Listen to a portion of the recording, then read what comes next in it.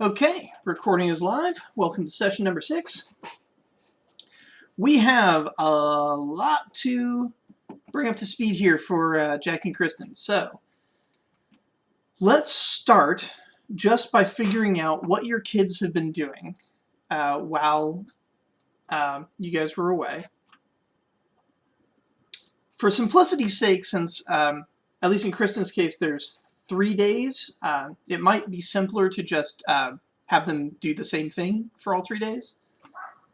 If there's a particular NPC that they wanted to do chores for to earn pocket money. But if you want, you can do something else. Let's go ahead and start with Zara. Cool. And that'll be for all 3 characters, right? Yeah. Yeah, the characters were not around to go on adventures, but they still were in the world, so they can still have gone to do chores to earn some pocket money, or train, because Henry's got 4 experience points that they can use. Yeah, they can spend time with the carpenter to try and maybe they were making the carpenter like everybody. Yeah, just a second. I'm going to look up the different people I can train with.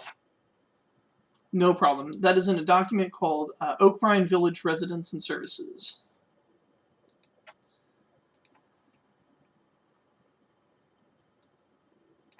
While she's looking that up, Jackie, did you want to assign any of your characters to have done something?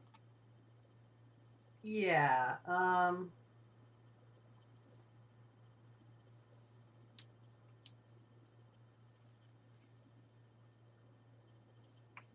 I guess Leica will go with the carpenter. Okay. To try and get some empathy, some sympathy from him. Trompi can go wherever because Trompi doesn't have any experience, so they can't actually learn any skills yet. Is Trompi becoming something of a bookworm with the herbalist, or did the vomit incident turn them off from that? What incident? The vomit incident where some of the characters that were adventuring ate too many cookies and threw up in the library? No. I'm just gonna stick with being a bookworm for Trompi. And then Bax, I think, will continue her path with the sheriff.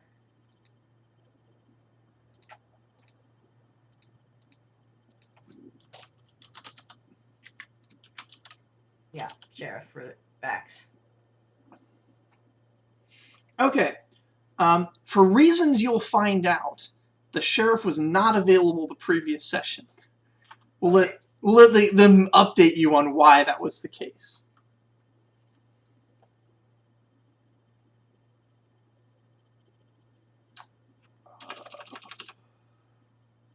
When spending XP, so like Henri has 4 XP, could I spend all that in one session and then do chores the other 2? Yes. Okay, cool. So, for example, you can also spend it while doing chores. I mean, depending on who you do chores for. There's only doing chores for Miss Maybell does not earn you pocket money. The rest of them do. What about working for the carpenter? The carpenter does not give you pocket money. That's right. Okay. Eventually, the carpenter will take pocket money in exchange for toys, but they don't like you quite enough yet. Do I get to roll, since Leica was with the carpenter, do I get to roll, like, empathy or something like that to try and get... Persuasion plus empathy, or if you have something else you'd like to narrate that would justify a different set of stats. I'm going to go with that.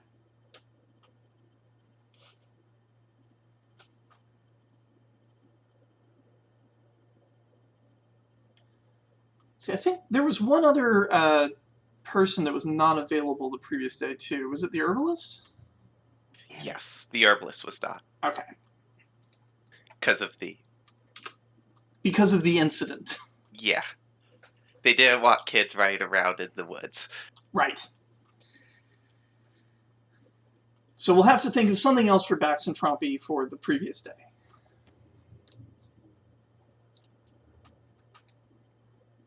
And then Leica, of course, has experience points to spend. Do I get to learn stuff with the carpenter that I can spend my experience points on? No, the carpenter does not have anything to learn and does not pay out money. What you're doing with the carpenter is you're progressing the carpenter's feelings towards the kids from hatred out of they're taking my jobs to, oh, they're just kids. Got it. Yeah, I rolled and it was not great, so I- I don't think Leica gets to do shit. You put in the effort. I did try. Yeah, you still have one more week, though. Yeah, you can have Leica do that twice, or you can have Leica do something else to spend those experience points. I will do something else. I'm sorry, I just looked at what you rolled. I'm so sorry. It's really bad. I rolled 2 1s. It's the worst roll I could have possibly had. You walked up there and just punched the carpenter in the face. Like me! Like me! Like me! Yeah, it seems that's what I tried and it didn't work out, so I'll try not doing that.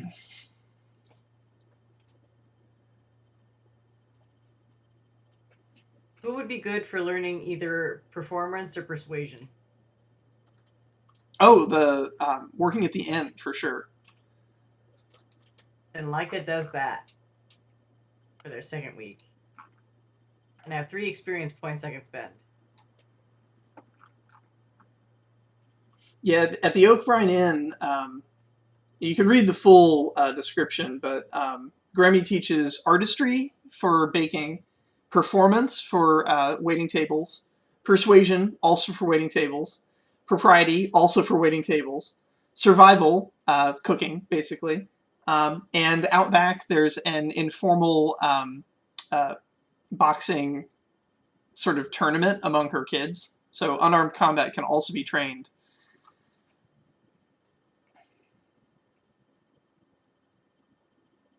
Officially, amongst the other adults, she discourages it, but in secret she places wagers on the winners. Okay, I'm going to put all of my points into persuasion to raise it to level 2.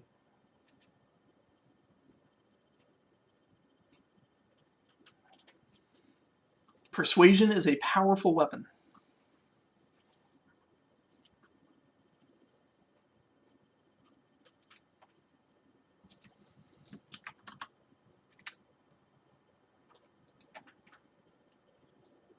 And Bax will need to do something. Oh, wait, no. She's out of points. She's spent them all. All right, that's all the housekeeping for my characters, I think. Okay, so Bax and Trompi just, like, also at the end, you said? Bax would have... Oh, I guess Bax is going to be at the end because the sheriff is indisposed, and Trompi will be bookworming it up. Will be where? Library, bookworm. Oh, with the Herbalist, yeah. No, well, the herbalist is not available God either. damn it. But there's somebody... You can also work at the library by working for the miller. Okay, Trompi will do that. For what it's worth, Whompi was at the end if you want them all to be at the end. Given that information, Trompi's at the end.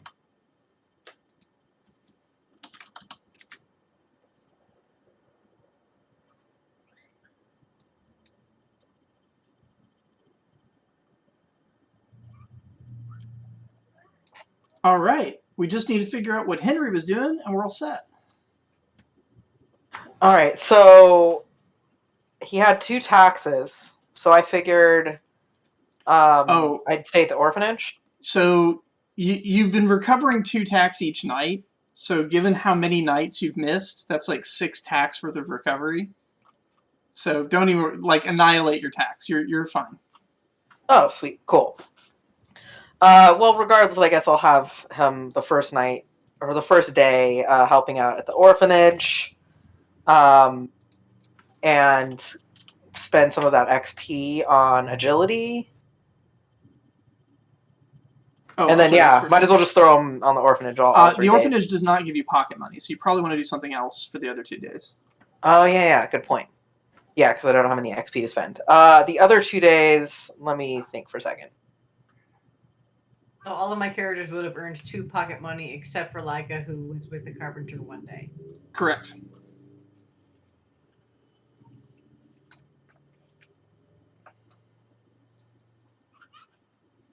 I guess I'll go to the carpenter for the other 2 days. Do I have to roll for that?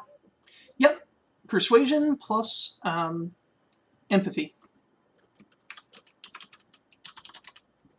And since you went there 2 days in a row, you can roll twice.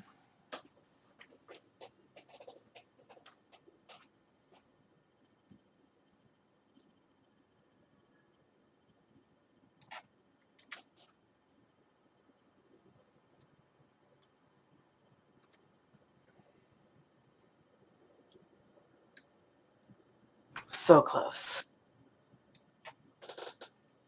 Oof. The dice are not being friendly this evening.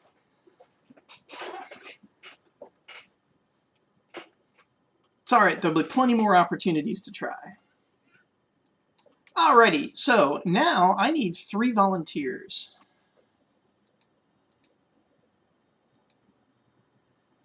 Is this a meta request or a request the kids are receiving? Now this is a meta request because somebody needs to explain what happened the days you missed. In that case, I humbly recuse myself from this volunteering session. You can You need volunteer for 3 the first day. volunteers. You have 3 people who are here for it. Well, Jackie, you were here for the first of those days. Huh? Yeah, when you investigated the mysterious prisoner? man in the jail cell. I thought, okay. You were here for that, weren't you? Yes. Okay, I wasn't here. right. Oh, right.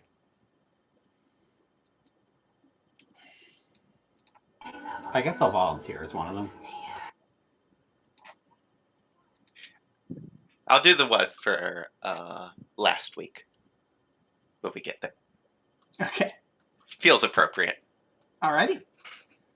I'm gonna let Tice narrate we were together because he's been a very active role in what happened that day. I think I played an active role in, technically in both days.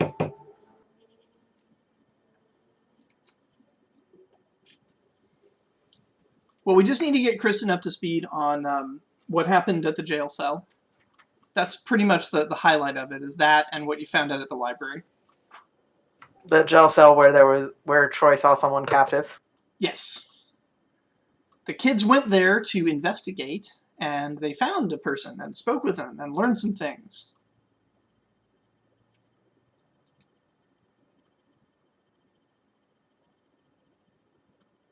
Anybody? I mean, I could do that as well. So that day, I don't remember everybody who went, but we basically went to the sheriff. Elros kind of got, in trying to get a distraction, Elros basically gave the sheriff the runaround, gave the sheriff to chase after a crossbow bolt to the stream, river, whatever, and then make him chase after, basically just throwing like stuff that was of like import to the sheriff away, and then the sheriff had to drag Elros. So Elros had Elros's own adventure essentially in there. And in the meantime, the rest of us managed to sneak in and talk to the prisoner in the jail cell, who was not exactly the most stable and was clearly afraid of something. One thing we found out was that some of the robes and stuff that were found after our first night at the orphanage were at some point in the past people. And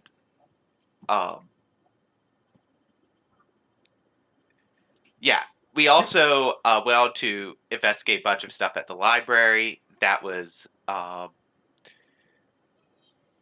really, really boring, if I remember correctly. So boring you started taking damage. Yes. Yeah. That's what ADHD is like, guys. Pretty much.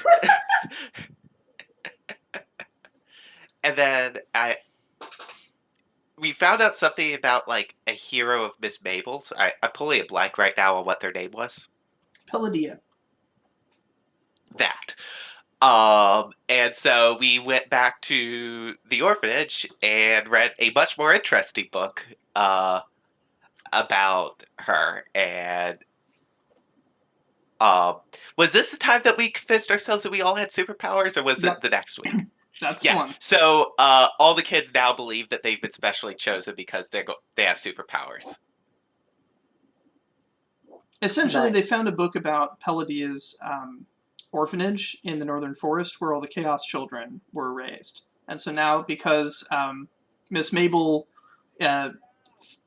idolizes Palladia, the kids think that this is another one of those schools, and they must all have superpowers.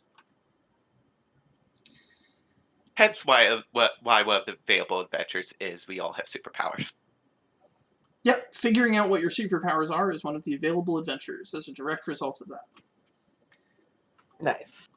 When you say available adventure, do you mean have we not gone on that one yet? Correct. We have not, because of what happened the next week. Nice. So who wants to talk about what happened the week after that? Wait, I have a quick question. Okay. If I recall correctly, the prisoner was in a cell that was like elevated off the ground or something. Yes. Yes. Do we know why? I think that our theory was they were protecting the prisoner from something. Because it kept talking about being like dragged under or something. But I'm not sure if that's actually the reason or just what our kids think. What the kids found in the library suggests that the prisoner was speaking in an old dwarven underworld like criminal slang, and was basically afraid that that Miss Maybell was going to pull him into the ground. Nice. So out of a courtesy, they're like, okay, well then we'll put you above the ground because you're really annoying. And Maybe it was a courtesy, but the adults do behave as though they are afraid of Miss Maybell. ooh, Like, don't fuck with her. She's hella strong, kind of a vibe, you know. cool. Thanks. Yeah. And then for the second week, we were trying to find out what if the more because the herbalist's mother was in town, so we decided if she was a witch or not. We went scrounging around looking for her. When we found out that she had went into the woods with a couple of wolves, of course we decided immediately to go head first and charging into the woods. Where we found out that the woods itself was dying for some unknown reason. And when we got to this weird circle of darkness, we got confronted by the wolves. After acknowledging their daughter's name, they all turned into. We found out they were actually all druids, not witches. And that's when we told them. We started talking to them about stuff. And one of the things that came up was about the troll that was in the other woods, which got them all concerned. And they brought us back to the thing where we told the sheriff about the troll in the woods, which then they got into plan to go hunt it down the next day, early morning. And it totally wasn't Elros's fault at all. Not at all. Which brings us to the previous session. Also, just of note, because you two are playing the other triplets, Whompi is now convinced that they're going to become a dragon druid. And yeah, so Awesome.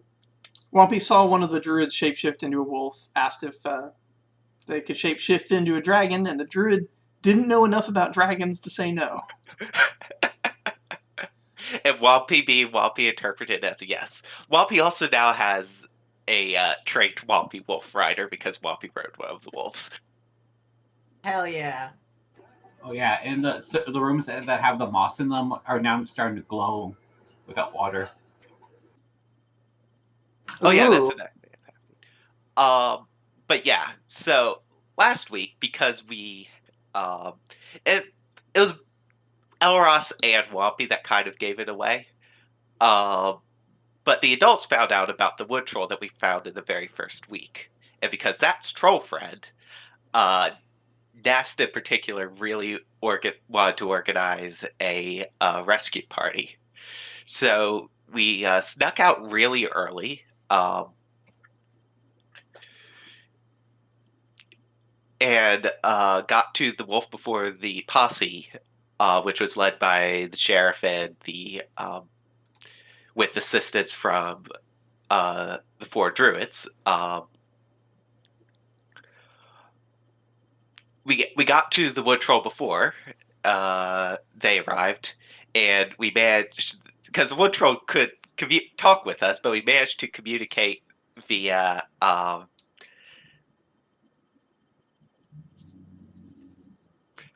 performance. They basically put on a play. Yeah, we basically ran a play to communicate to the wood troll that we needed to get the wood troll out of there. And the troll, the troll friend,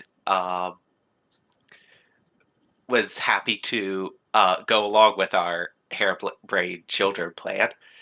And we got a good head start getting out of there. It was who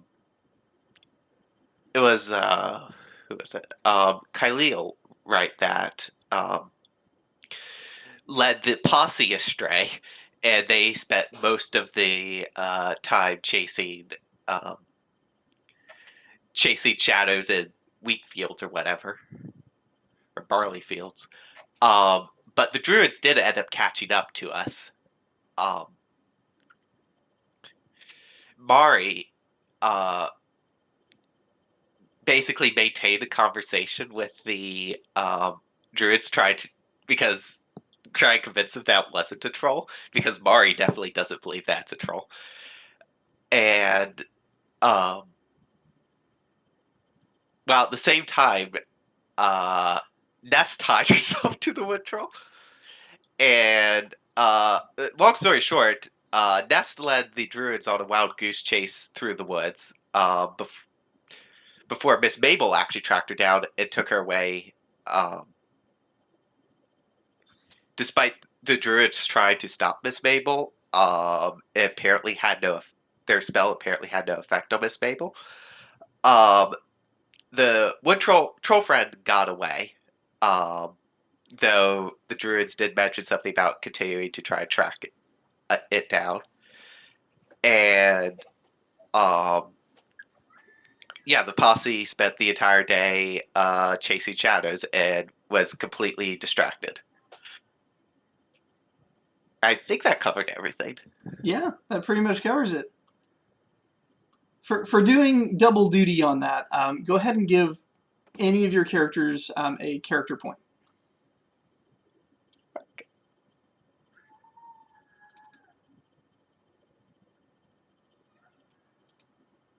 Quick question. I realized there was another option earlier of mischief. Can you explain how that works? Mischief are the adventures. Oh, got it. Cool. So you're children, so you're not exactly doing hero work. But yeah, you can go do some mischief to earn experience points by being in an adventure, like the ones that were just described. Depending on your view, last adventure was hero work. Depending on your view.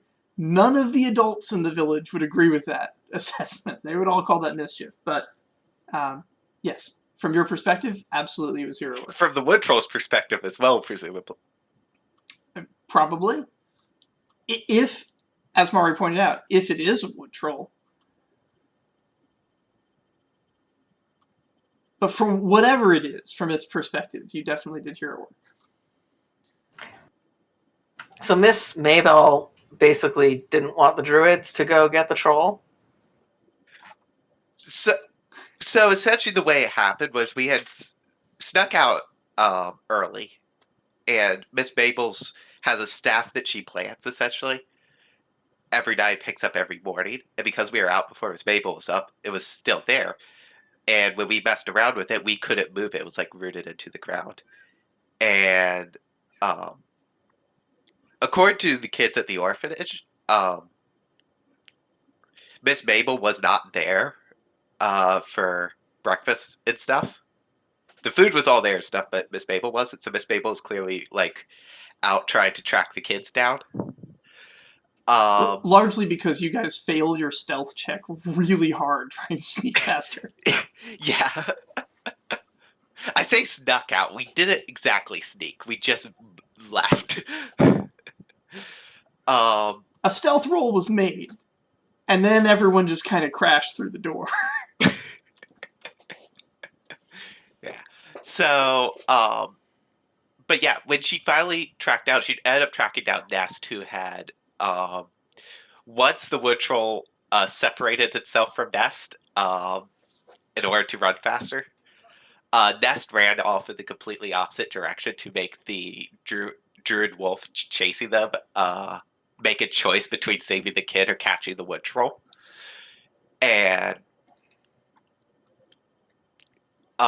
basically, Nest wasn't caught by the druid, but was caught by Miss Maybell, who picked her up and carried them home. And they, the wolf druid chanted something in Elven that one of our Elvish speakers later told us was like an immobilized spell or something. It was like be trapped by roots or whatever. And it didn't work on Miss Maybell, as Miss Maybell carried Nest all the way home. So that's what we know happened with Miss Maybell. Yeah, and at the end of the last session, Miss Maybell had some news. One of her people that can make costumes and stuff was coming to town for this day, and today we're able to make costumes. Nice. Oh yeah, I need to add the tailor's name to the list here.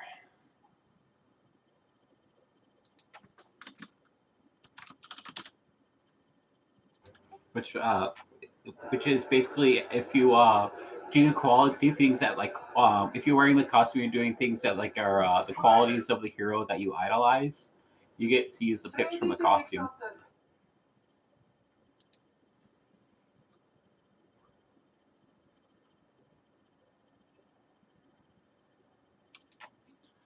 I'll make a more detailed entry. But yeah, so a friend of Miss Maybell's named Kottle is coming into town and will be there in the morning. So everyone, yeah, got a good night's sleep, recovered another 2 tacks, and you wake up in the morning to find breakfast is being served. And apparently, Kottle brought along his brother, Cam. Kottle and Cam are an interesting pair. Both sort of frail-looking men, but skilled in their own arts. Kottle is a talented tailor and is offering, if any children want to spend the day, being sized and measured and discussing their outfits. Kottle will make a costume representing your favorite hero, so you can play dress up as your favorite hero. The costumes will be quality 4 sort of psychological items that you can use you can tax them to withstand psychological stresses by believing in your hero-ness. But you do need to have the character spend a day with Kottle to design the costume. I can see from the activity log that someone has already decided that that is exactly what their characters are doing. I mean, Kottle's brother, on the other hand, is a wizard from the Salibrae University who has come to administer anti-plague spells to the children. And so Miss Maybell says that like throughout the coming weeks, each of you will need to at some point spend a moment getting a spell cast on you. This won't take up much of your time, so it's not going to interrupt any of your activities. It's just that it takes Cam a while to rememorize and prepare the spells again after casting. as it's a fairly exhaustive process. So he's only going to be able to get through probably like 3 or 4 kids a day. And there's a lot of you, so it's going to be an all-week process. This is the magical equivalent of you all needing your vaccinations.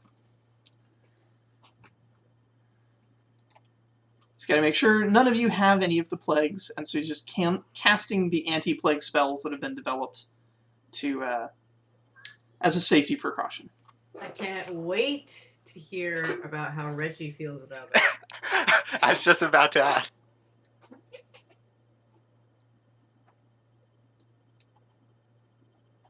I mean, Reggie has no problem with the plague. The plagues are serious business. So Wow, that makes him more dimensional than some people, but that's fine. he's no anti-caster. You know, it's just a. Fucking God.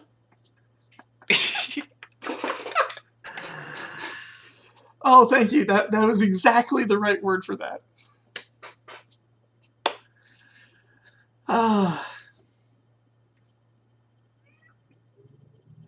Alrighty. So let's take a look at the available adventures and which of your children, which of your characters you would like to send forth into one of these lovely adventures. Currently on the list is Fixing the Broken Salt Maker on the Beach, Pirate Treasure, ? Other Kids, ? Help Mangra Burtail learn how to sing. This is a new one that they all discovered. Mangra wants to go into town and spend some time at the inn learning how to sing from the bards, but Miss Maybell has said that because she's only 5 years old, she's not allowed to go in by herself, so she would have to have some bigger kids accompany her to go learn how to sing. She is very interested in being able to make her own songs to add to the sky to join her mother's song. Then there's the other thing that was discovered, which was the glowing moss. So something's going on in the house where the moss that used to only glow when it was in water is now starting to grow up the walls in the bedrooms it was being kept, and has started to glow without water being poured on it. And so that's not been figured out yet, why it's happening. And there may be some characters, although Troy's not here for it, there may be some characters that want to switch rooms or make the moss grow in their room on purpose. Or just figure out what the moss is, do some research, find out what's going on there. Then there's the question of what are your superpowers, which will be a grand adventure. That one might be up there for until everybody has a chance to do it. Or it might be that you guys spend one adventure figuring out everyone's superpowers and just go visit each of the characters at their little chores locations and figure out what everybody's powers are. And then the last one is also a new one, which is figuring out what Miss Maybell is, as there seems to have been a lot of mystery and spooky stuff uncovered about her. And so that remains as a standing question among the children.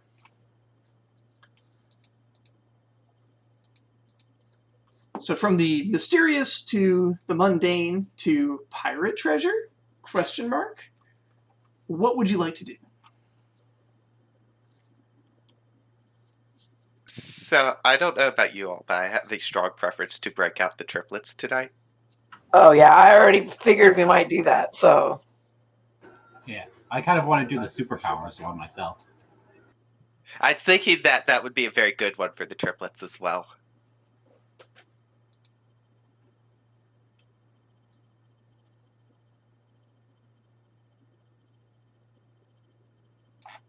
Yeah, that sounds good to me.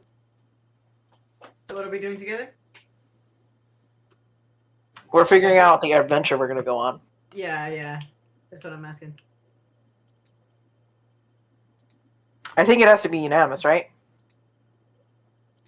I mean, it should be, but if it's not, then whatever the disagreement is will be solved by dice rolls and leadership tests. So I think the superpowers makes a lot of sense for the triplets to walls. You've spent a long time hanging out around the orphanage. Whompi's gone out there and has come back telling you that Whompi's going to become a dragon.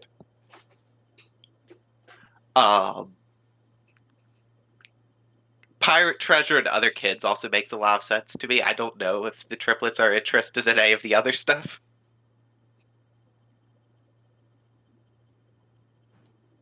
Yeah, for me, pirate treasure or superpowers sounded cool.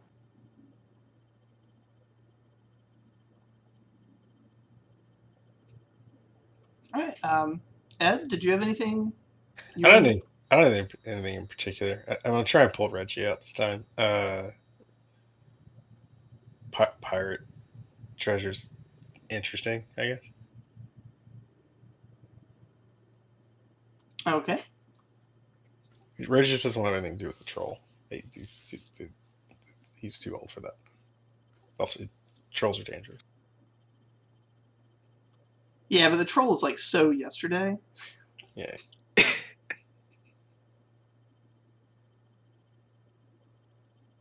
And Tice, did you have a preference? Yeah, the Hey, try! the superpowers.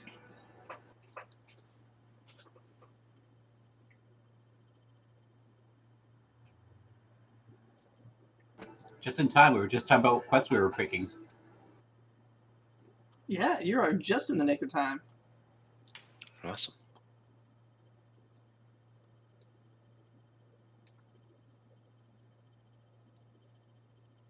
So far it looks like either 3 or 4 characters are supporting figuring out what everyone's superpowers are. And Reggie wants to put a little bit of pressure on everyone to go looking for pirate treasure. Did you have a character or a preference to what the adventure would be today?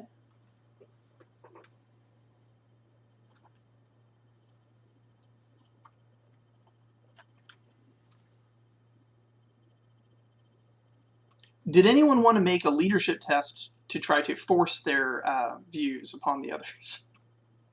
Reggie's okay with superpowers. Okay.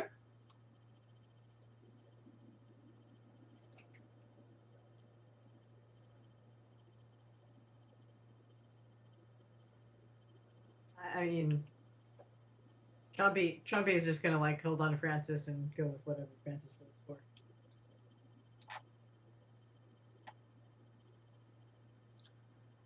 All right, so we know what Whompi, Trompi, and Frances are doing. And a bunch of kids look like they're getting set to do some costumes.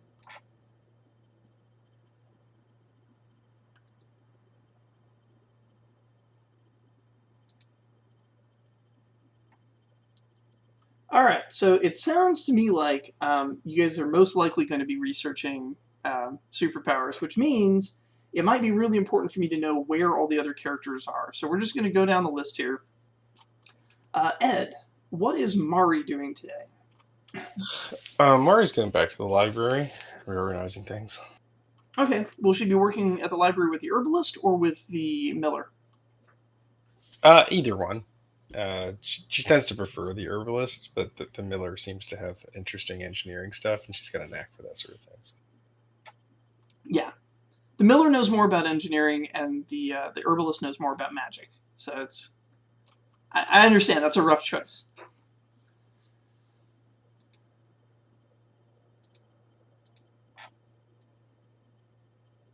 I know that she's got 4 experience points to spend. She does, yeah.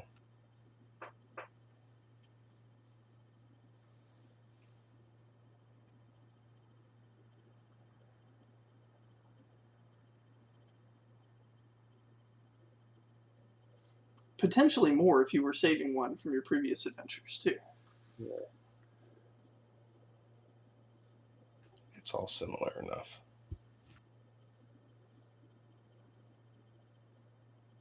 She's just going to hold on to her points for right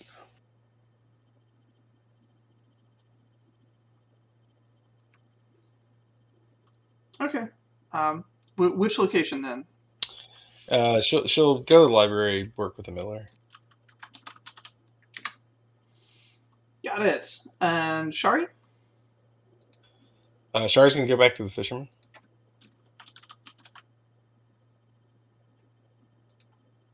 I have a feeling that there's going to be a lot of kids centralized around fishing. Mario, go ahead and pump up her scholarship to 3.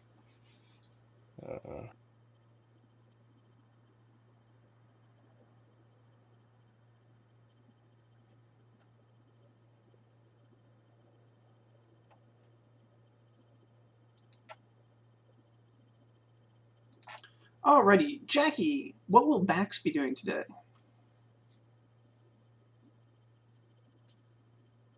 Let me see.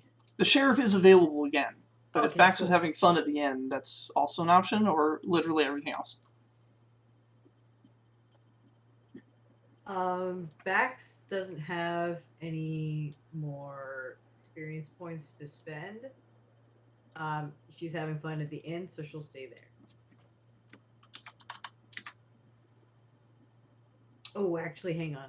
Kristen has reminded me of the costume person, and I am going to go do that. Bax is going to got their costume. Costume? Mm-hmm. Okay.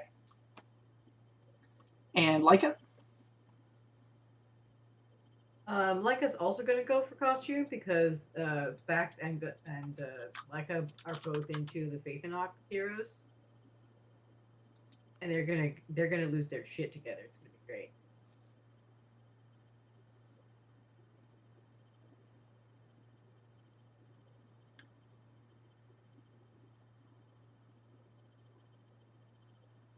I see a significant expression of costume across this board here. I mean, if you asked me personally what I would do, I would probably pick the same thing. It's fair enough.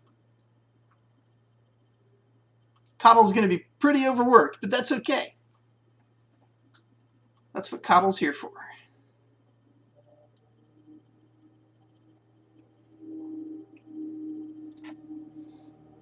And it's a pretty good way to keep the kids grouped together for Cam to do his thing.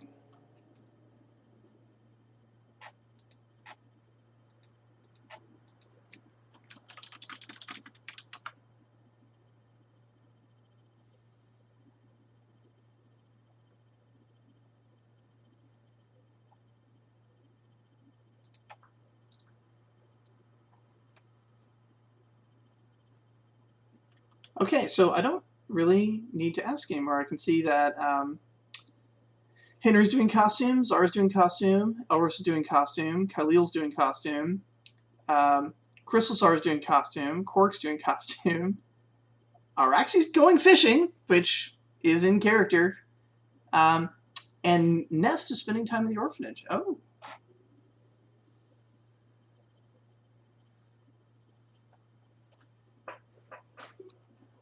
The one person staying at the orphanage who's actually going to do some work while everyone else is playing with the tailor. Alrighty. Well then, we have a party here.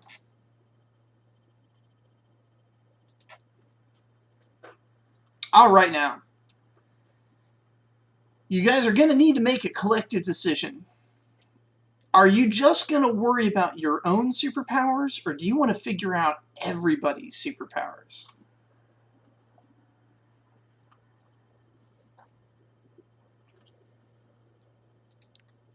Whompi knows Whompi's superpower.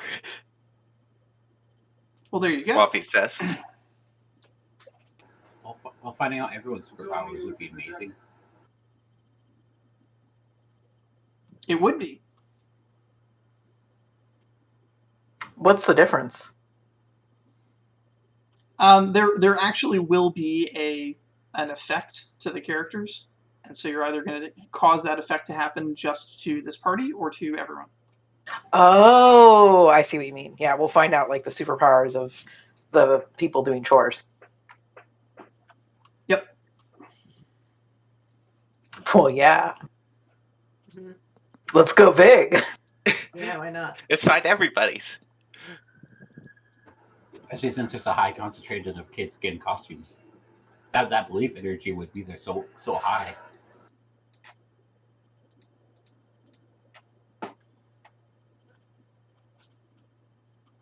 Alrighty. Then let's go ahead and get started. First up, how do you figure out what someone's superpowers are?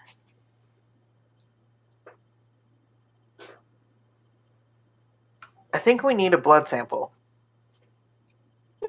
Just kidding.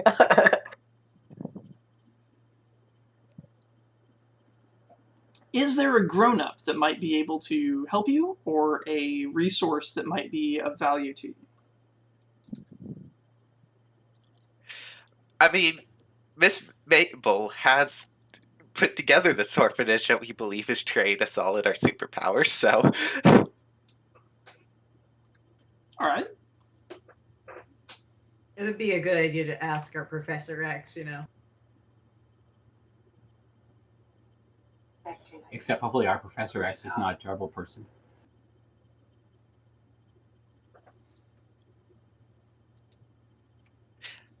I mean, Ness thinks she's great. Well, right now, she is out in the orchard, out back, gathering fresh fruit for lunch and dinner.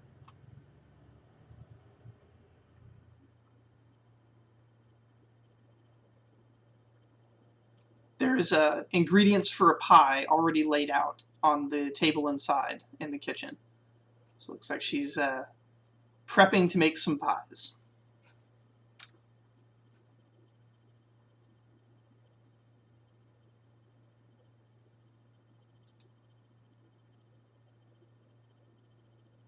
All right, I guess we need to go hunt her down and talk to her then.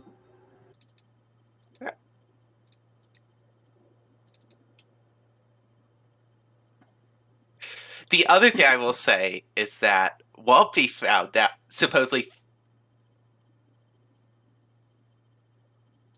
Sorry, you cut off at the word Maybe supposedly. Oh, sorry about that, Internet.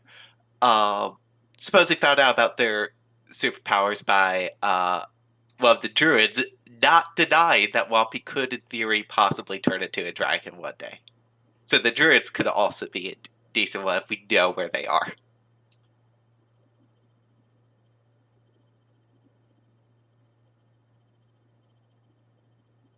No one knows exactly where they are, but the best place to start your search would be the herbalist. Since one of the druids is her mother.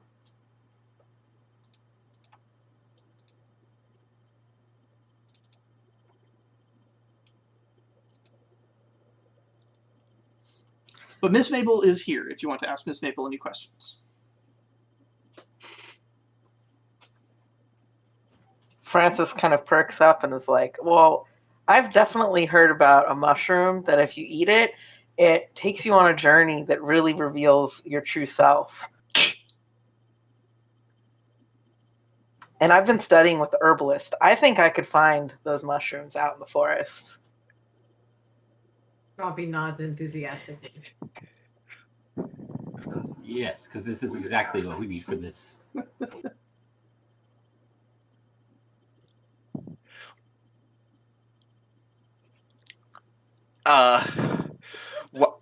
Whompi like spits and goes, Whompi eat mushroom before.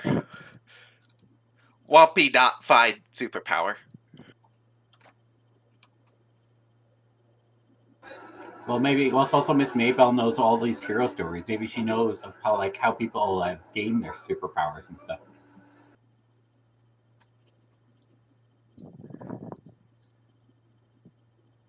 She's right there in the orchard.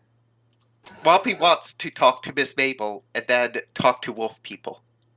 All right. All right. Sounds like we start with Miss Maybell. On our way there, Frances is definitely looking around for mushrooms on the ground. Help. Unfortunately, you do not find any mushrooms. You don't have to roll for it because any mushrooms that would have been here have already been gathered and put in the cold storage to be eaten because Miss Maybell is hard at work feeding children. But you approach Miss Maybell. She says, "Hello, children. Out playing a game?" Yeah, we're trying to figure out our superpowers, and since you know all the good heroes and their superpowers, we're wondering if you know how to get superpowers or how to unlock them. An excellent question. And every superhero has had their own journey. But among them all, you'll see a common theme, that often they'd find their power through facing adversity.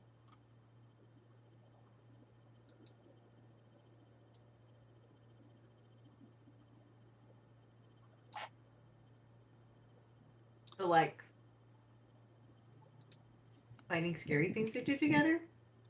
Trompi offers in a very quiet and shy voice. Yeah, that's exactly right. By finding a scary thing and facing it, facing your fear. It's not about not being afraid. Being afraid's important. Being afraid's what tells you when something is bad, something needs to change. But it's then about finding that spirit within you to go and make that change. Whompi's not afraid of anything. Well, then it will be very hard to find out your superpower, little Whompi. But I believe in you. Wolf people told me. Going to become a dragon. She smiles. Then I trust that you will be a responsible dragon and not burn down villages.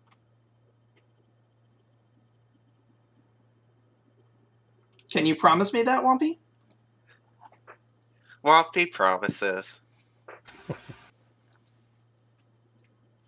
Whompi's fingers are crossed behind their back. Of course they are. Of course. So we have to jump into danger until I get superpowers? Is that what it sounds like? Oh, no, not danger, but something that scares you. Something that won't hurt you, but still makes you scared.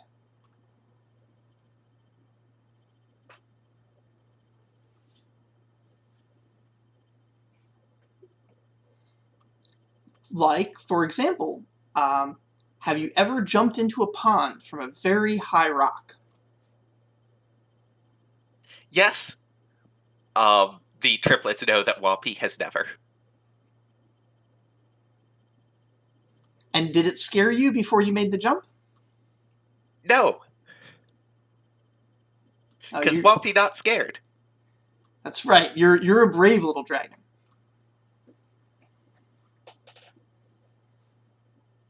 I suppose that's not a good example, since dragons can fly. Well, I'm not dragon yet. Still learning. Wolf people told me that had to make moonfall first.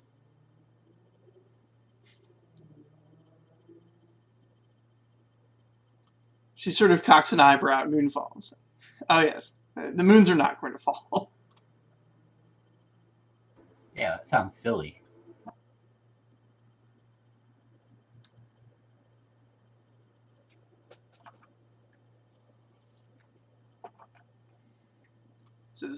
It's funny to hear a druid say that. The druids often speak of the moons and their constantness.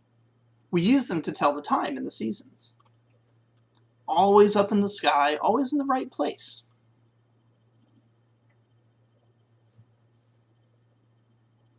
Well, Whompi, if you want, I could try to help you. Like, if you want to see if you want to become a dragon, I know of a way to try to help you. Because dragons fly, right? Oh, this is Glup speaking, right? Yeah. Uh-oh, okay.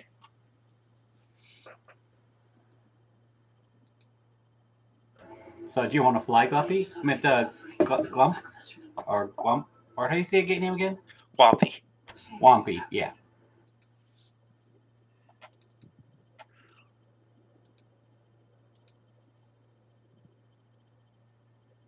Whompi will learn to fly all by Whompi's self.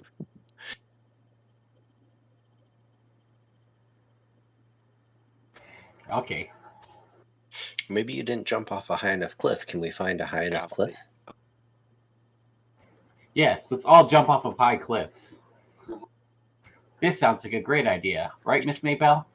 Now, kids, if you're going to go jumping, make sure that there's deep water below you. Shallow water and you'll break your legs.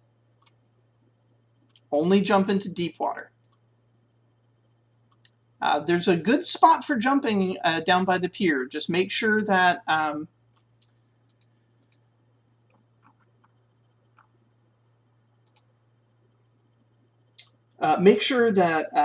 Lowendow or Lorpin are watching.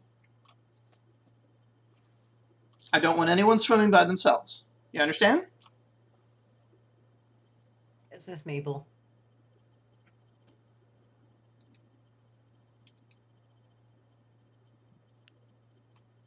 Did you ever get superpowers? We all face what we face and find what makes us special. And I trust that each and every one of you are just as special.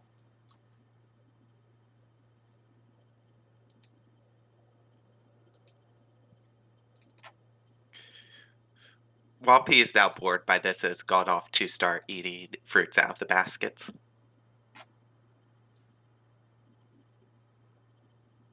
Which one is Whompi's favorite? Blackberries out. Okay, Miss Maybell will hand you a little pouch of blackberries.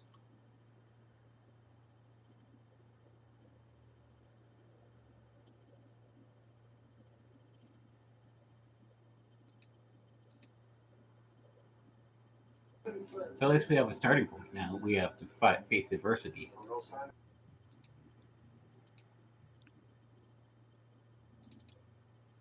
Yeah, it seems like the key ingredient is something frightening. Now, Miss Maybell, being an adult, doesn't want you to actually do anything dangerous, but that's just adult speak. The important thing is you need to do something that scares you. Well, this will be easy for Trompi. Trompi glares.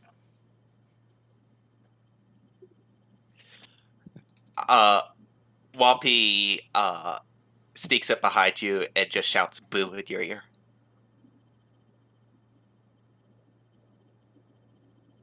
Trompi cups their ear and sobs a little bit.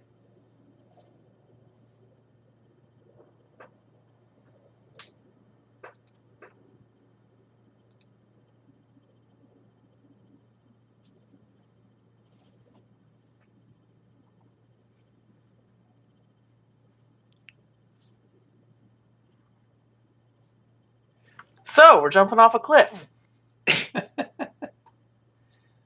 Well, you all are. And I could even make it higher. Such great names.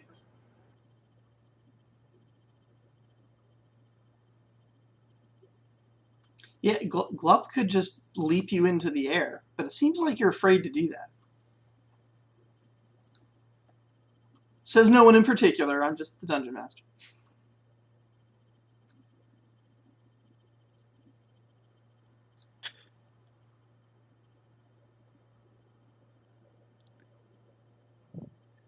Well, let's all go jump off a cliff, and if those who jump,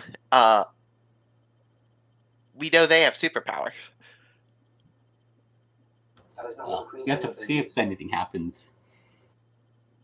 It almost seems a little bit too easy to just jump off a cliff. Well, why don't you do it first then?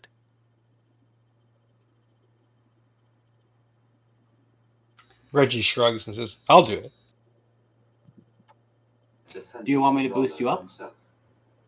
Well, I'll go jump off the cliff, and we can jump into the water. I'll show you that it's safe. So Ms. Maybell did mention that there is a good jumping cliff down near the pier. So if you guys want to go down near where Lowendow's boat docks up when he's not fishing, that's an option. And that's very close. It would hardly take you any time at all to get there. Sure. Alrighty. So you guys go walking down the road and in a direction that adventuring parties have rarely gone so far. because the road does not end at the orphanage, but instead makes a sharp 90-degree turn and heads down to where the docks are. There is a little sort of cabin that's not in the water, although Lowendal and Lorpin, they pretty much live in the boat. But they do have a cabin for like when they host guests and things. So they're not completely waterbound. They do have a bit of land. It is fairly early, but those that went to go fishing, they always have to leave before the sun comes up in order to get on the boat, because the boat heads out very early. The reason is because it has to come back in around noon and start getting the fish ready to send up to the inn to become an evening meal. And so you can see the boat not far off the shore. There is no one around. But the boat's out there, and you can see it.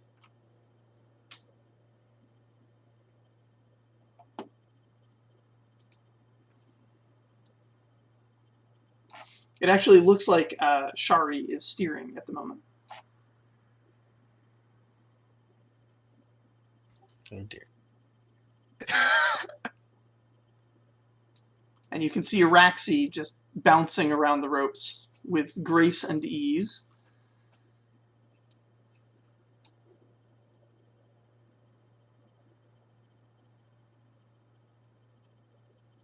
Yeah, so Reggie will happily get on the cliff and take his pants and his shirt off and jump into the water.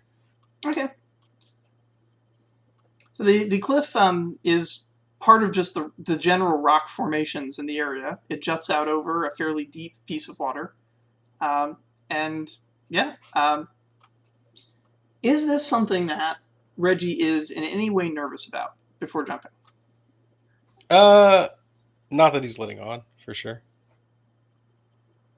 I mean, he's not afraid of heights or anything. I mean, if it's depending on how high up it is, he'll maybe be a little bit nervous, but he's not worried about it, and he's definitely exuding confidence. Okay. As a player, it's up to you. If this is the moment that that they're overcoming with fear, you can take you can take a tax your composure. I don't want it to be too harsh. I'm just say just like a.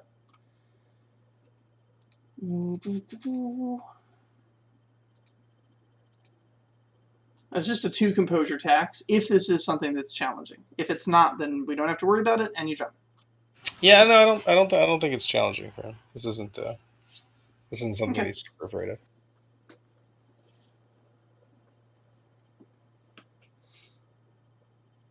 You jump and splash into the water. Like I come back to the surface and I say the water's fine. Wasn't that scary at all?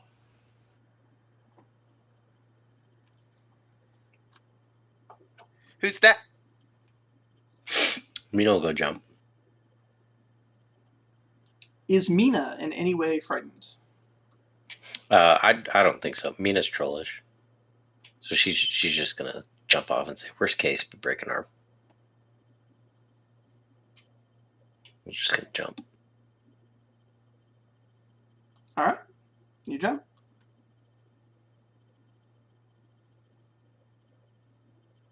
Are Trompi or Whompi scared of this? Trompi's terrified, but is going to push through. All right. Well, I'll grab Well, your hand then, and we can jump together. We Yay. can do a triplet jump. Reggie will encourage anyone who's frightened.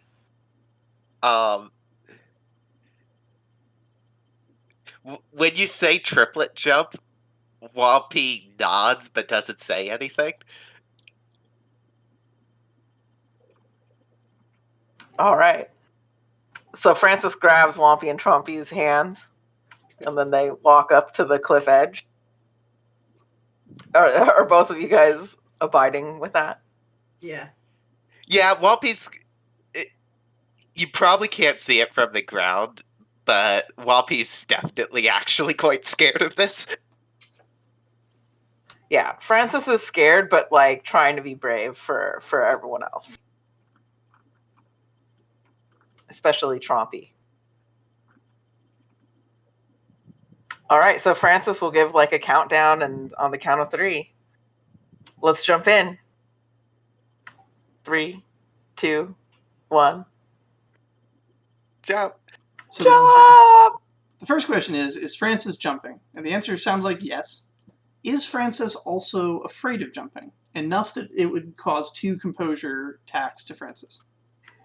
Yeah, but he wasn't. He was hiding it, but he was afraid. Okay.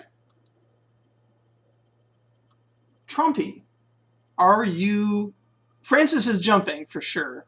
Are you going to jump with Frances, or are you going to, at the last minute, stop? I'm gonna jump. All right. Is it frightening enough that you're taking 2 composure? Absolutely. Okay. And Whompi, same questions. Whompi's going to jump up. Cut off after jump. Whompi's definitely going to jump, but Whompi's also kind of like dragged off as well at the same time. If that makes sense. And yes, this actually will. We're halfway, so we don't have much composure. But yes, it's also going to tax composure. All right. But is being very careful that none of you see it. Having taxed your composure to 0, you have kind of an awakening. You may add a 3rd lineage to your character as you discover something about yourself, some hidden well of insight.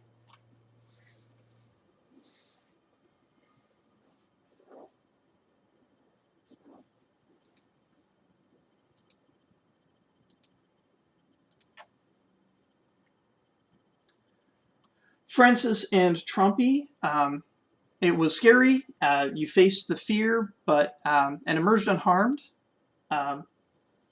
You didn't necessarily learn anything this time, but you did feel like you're getting towards that moment of terror that Miss Maybell was talking about.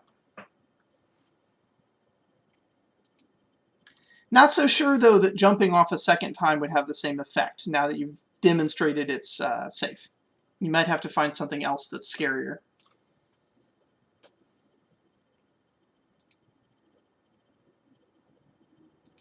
What's scarier than that?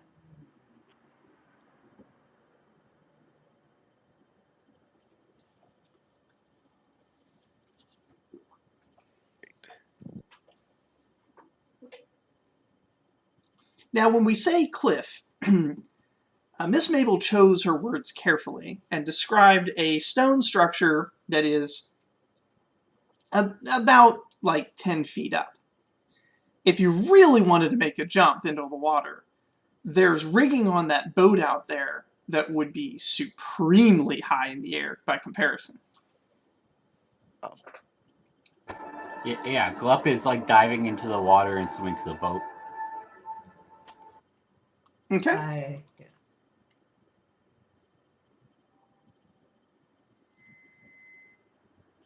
How far away is the boat? Do you have a talent for measuring distances? No. In the water. Out in the ocean. Visible distance, like you can make out the individual figures that are climbing about it. But, yeah, you're not really sure how far away it is.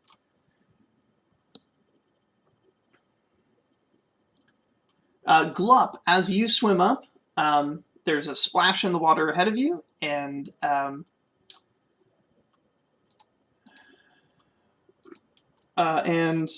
Lorpin swims out to greet you. Says, a bit late for doing the fishing. We're almost done with the haul, but you're still welcome to swim about and hang out with us. Sure. May I come aboard? Proper protocols to ask the captain. So he swims to the surface and calls out, Captain, one young frog to come aboard. And the captain says, permission granted. And then, of course, he just leaps onto the side and begins climbing up the side of the boat. Yeah, I'll follow.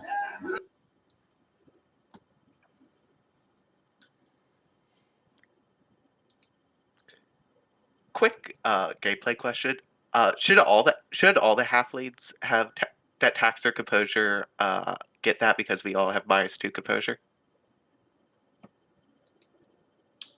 Oh, have some people not been recording their penalties properly? Let's take a look. Did we take different lineages that might have affected that, or?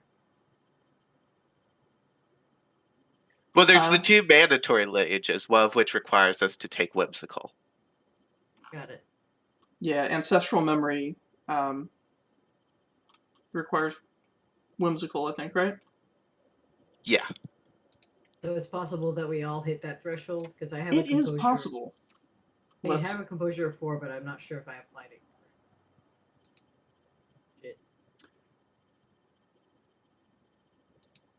Yeah, it's gonna definitely take me a lot longer because I have like a composure of 8 or something. Or is that the other thing? Oh, are we just knocked out now? No, you're not. You're not knocked out. You're at 0. You're not knocked out until you can't pay the cost. As long as you can pay the cost, you're okay. You're just at 0 composure.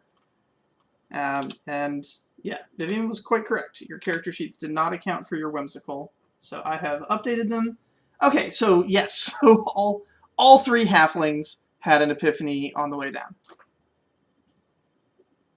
And so all 3 halflings can choose a 3rd lineage to add to your character sheet. Also, I Is this have our another question, superpower? but that's for later. This is your superpower, so to speak. Oh, I guess I can ask now while we're just quickly. I think all the optional lineages for halflings are not listed on the wiki. So, or they're listed there, but there's no explanation of what they do. Yeah.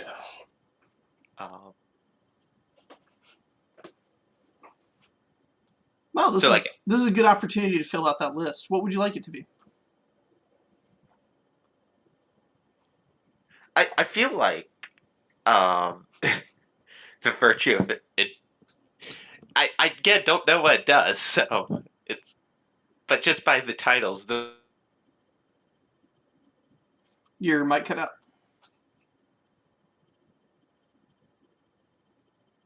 It appears to still be out. Uh-oh.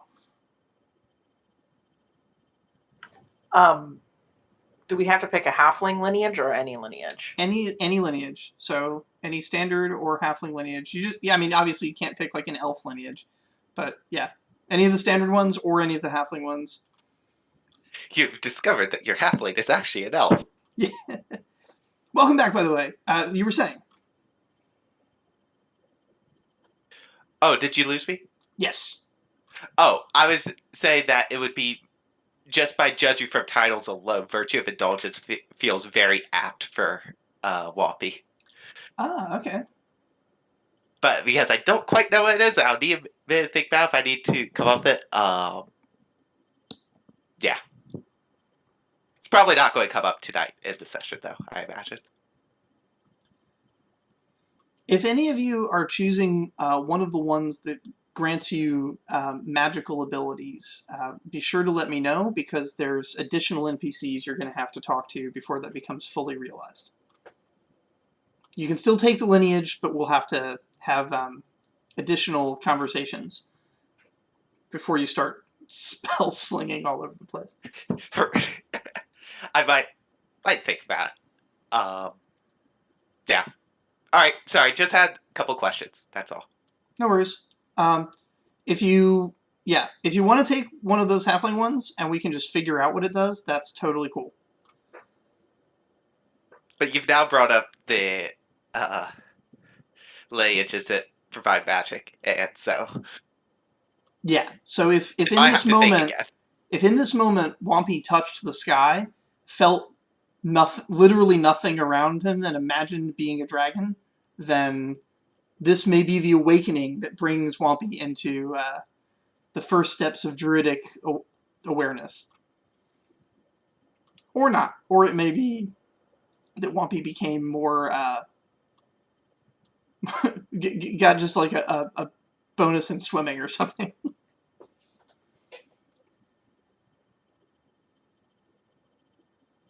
It is kind of funny how at this like stage those are considered equivalent. Magical powers and a slight bonus to swimming are on the same playing field. But it's, yeah. The magical powers thing, like I said, it's not an automatic you're going to start using magic. It's the initial seed that will then begin a longer journey to unlocking those abilities. So initially, we'll mark it on the character sheet, but it won't grant you anything right off the bat. Right.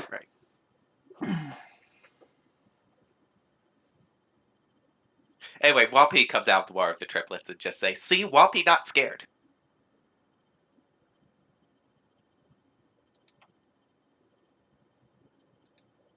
Is there any guidance as far as what the other optional lineages do, or is that all basically up to hash it out later kind of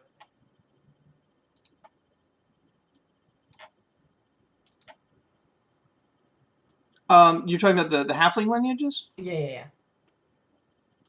So the sort of the theme with the halflings was lessons of, and then stuff that's kind of halfling themed, and we just haven't come up with them all yet, or any. we got the two. What do you think would be appropriate? I'm mostly curious about what like the virtue of modesty. Okay. Generally, this would be themed around the fact that halflings are typically societally very content with what they have, which may stem from a history of genetic modification, either intentionally to make them content, or alternatively, simply the ability to have means you don't often want, which reduces your tendency towards extravagance.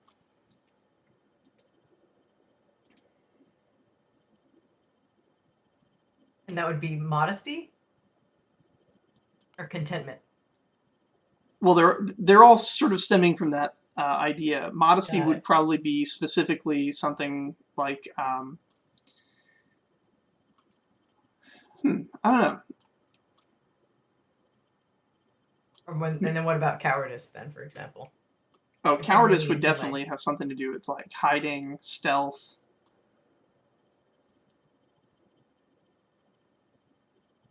Which is cool because it kind of like works together with lessons of the small. Yeah. I would probably be interested in that for Trompi. Okay.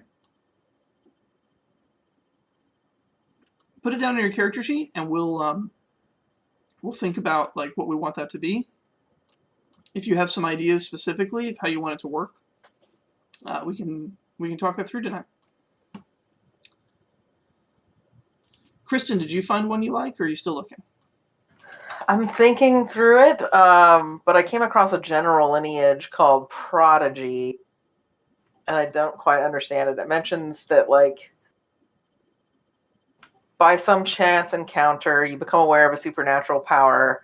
You may take one catalyst and work it into your backstory. Yes. So this is how you start the path towards being a magic user of any sort, is you start by taking Prodigy. There are other ways. You don't necessarily have to take Prodigy to learn magic, but Prodigy basically gives you a little kickstart down the magic line. So the idea would be somehow when you were falling, you got some kind of insight into the mystic world. You saw something, felt something, or understood something that has awoken in you some knowledge that's going to make you a prodigy at magic. So when you start to learn magic, you're going to be a little bit better at it, and you're going to learn it a little faster. It doesn't have to be magic. It doesn't have to be magic. True. Yeah, that's true. It can be anything that involves a catalyst, and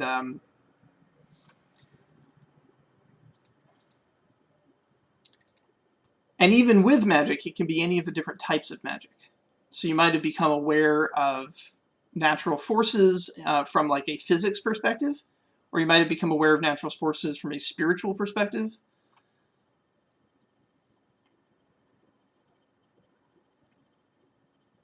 You might have prayed to land safely and noticed your prayer was answered.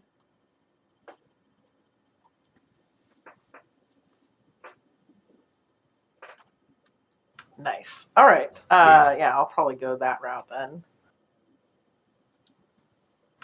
Do I need to define what I might have experienced, or is that something that can come with time? It's probably good for character development to define the experience in very generic terms right now, and then we'll refine your understanding of it as you have conversations with other characters to learn what it means, what you've experienced. But whatever the profound thing is that you've experienced, there should be some, like a brief explanation of it on your character sheet. Ah, cool. All right, sounds good. Which, yeah, treat it like a trait, basically, I think, right? Yeah, you can treat it like a trait. I mean, there are some sample catalysts. I mean, the ones that, but yeah, it's basically something that you've experienced, right? So.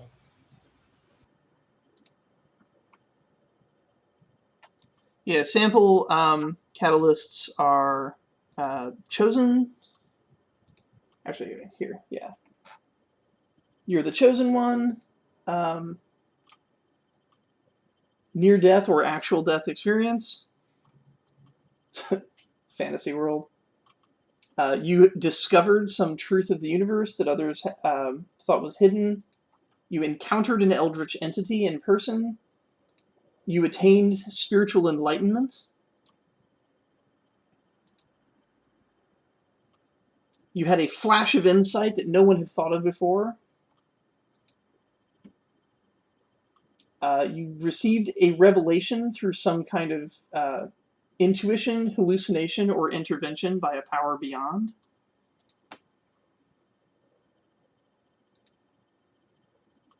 You were touched by a primordial force of the universe. And with the exception of the actual death experience, all of the rest of these pretty much can apply. I guess discovery wasn't really what was going on. You weren't doing scientific research. And this isn't really an eldritch encounter. But you could definitely have been touched by a spirit of nature during your fall. As the wind was rushing all around you, water was below, earth was to your back.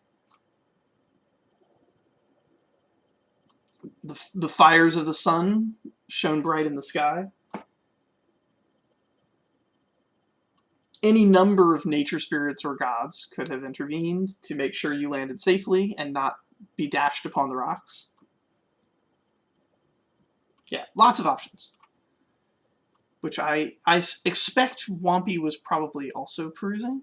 Yes, Whompi is currently perusing that as well. I'm not sure how I'm going to do it narratively, but Whompi is taking Prodigy.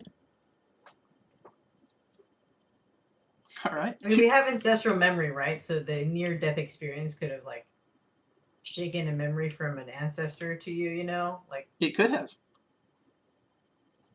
Interestingly enough, due to your the way your halfling metabolisms work, so can cheese. Yep.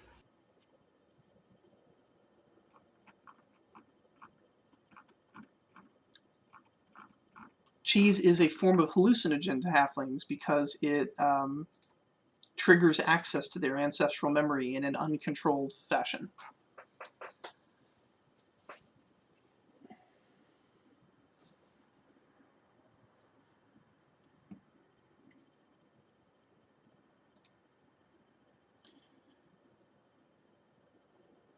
All right. Meanwhile, on the boat, Tice, you're on the boat, and Yeah.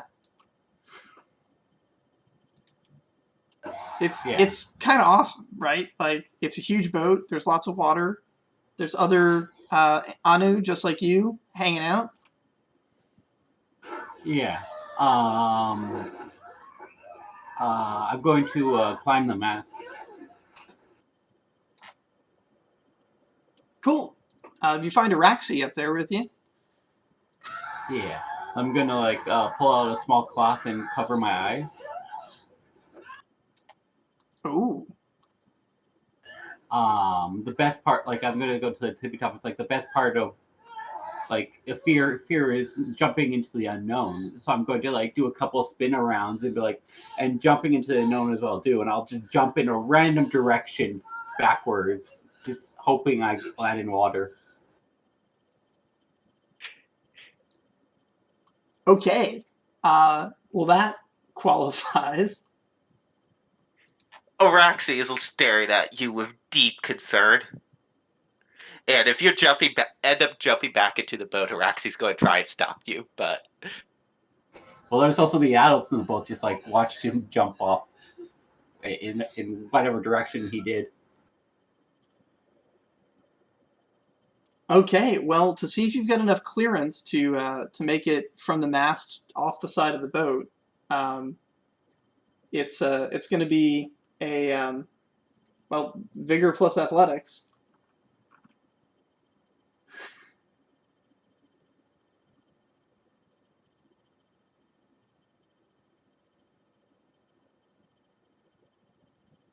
With 4 pips from jumping, I'm guessing.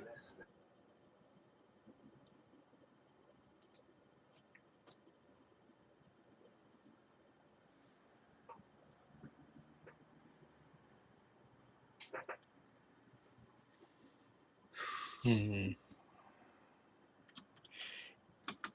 can I please have Araxi try and stop this? Yes, you can, and it's probably a pretty good idea to do that too. Yeah, because I just needed to roll 2 or higher on that dice. Would this be what, agility plus Yeah, acrobatics plus agility to try and catch Glup before Glup's brains impact on the deck. You should be able to get them tied up in the riggings. You'll have to do a mid-air tackle, basically. Can I use my gift as well, because I am still hanging onto a rope, and try to remain hanging onto this rope as I do this? Yeah. Yeah, the jumping gift absolutely applies here. Oh my god!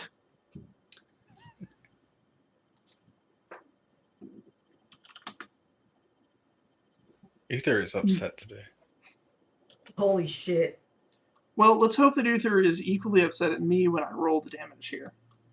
Yeah, there's also the adults on the ground as well. On the boat.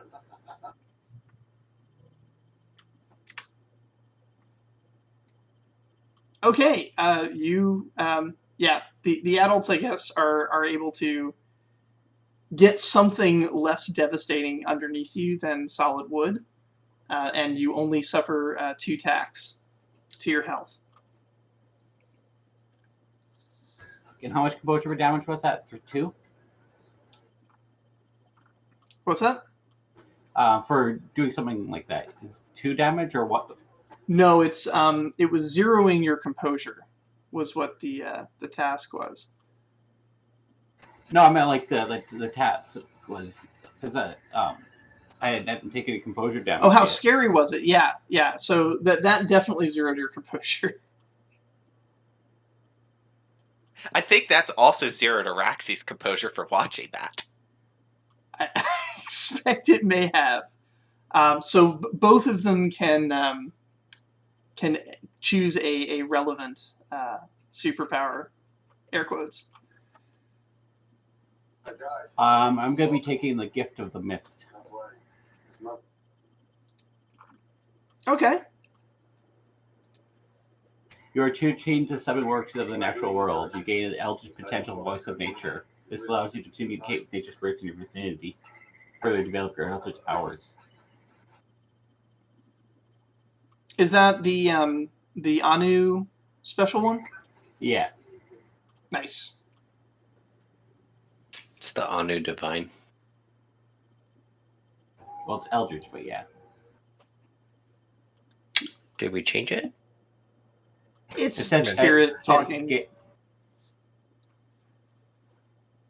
I mean, whether they're divine or eldritch is just kind of a matter of perspective with supernatural things. Yeah, it's eldritch because you have to talk to them.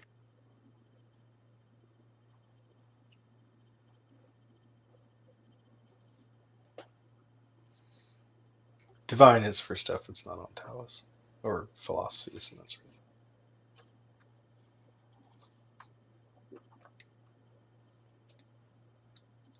thing. And what has Araxi learned from this experience?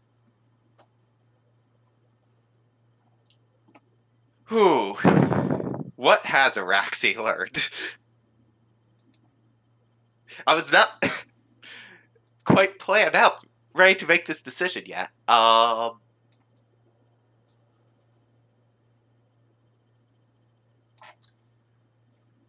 So Lowendow is mad. What on earth were you thinking? Jumping off there without a rope. Well, Miss Maybell said that we needed to do something that adversifies us. I thought that jumping and clearing the boat would do that. Clearly, I didn't clear the boat. I find it hard to believe Miss Maybell would tell you to go jumping off the top of boats. Cliff boat, close enough.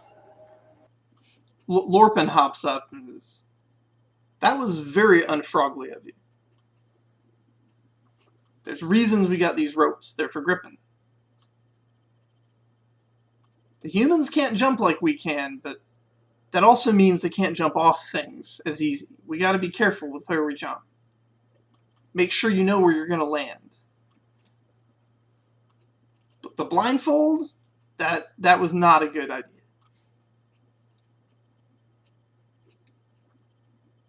But I believe I learned more about myself. Oh? And what'd you learn?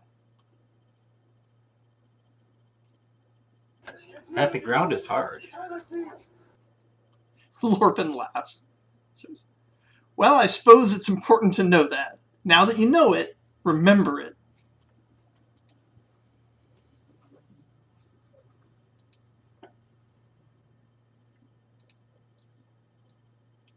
I guess I'll just leap after slowly getting up. I'll leap off the boat and go join the rest of the kids. Shari was also there and witnessed that. Did Shari have any take on that while Shari was at the helm?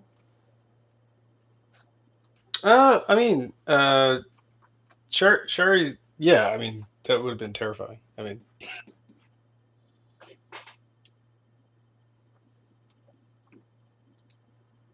See, I completed everyone on the boat at the same time.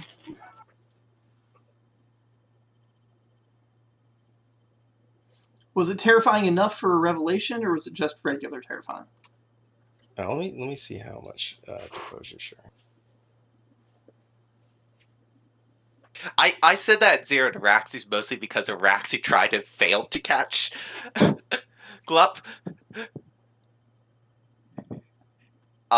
Which could, if Araxi had not specifically grabbed a rope, that could have been Araxi going down with Glup. So, yeah. Yeah, I mean, it's enough to 0 composure, for sure. It's revelatory, I suppose. All right.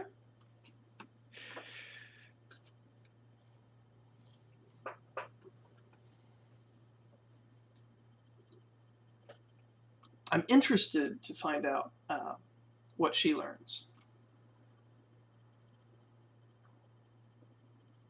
In that moment of combined fear and helplessness.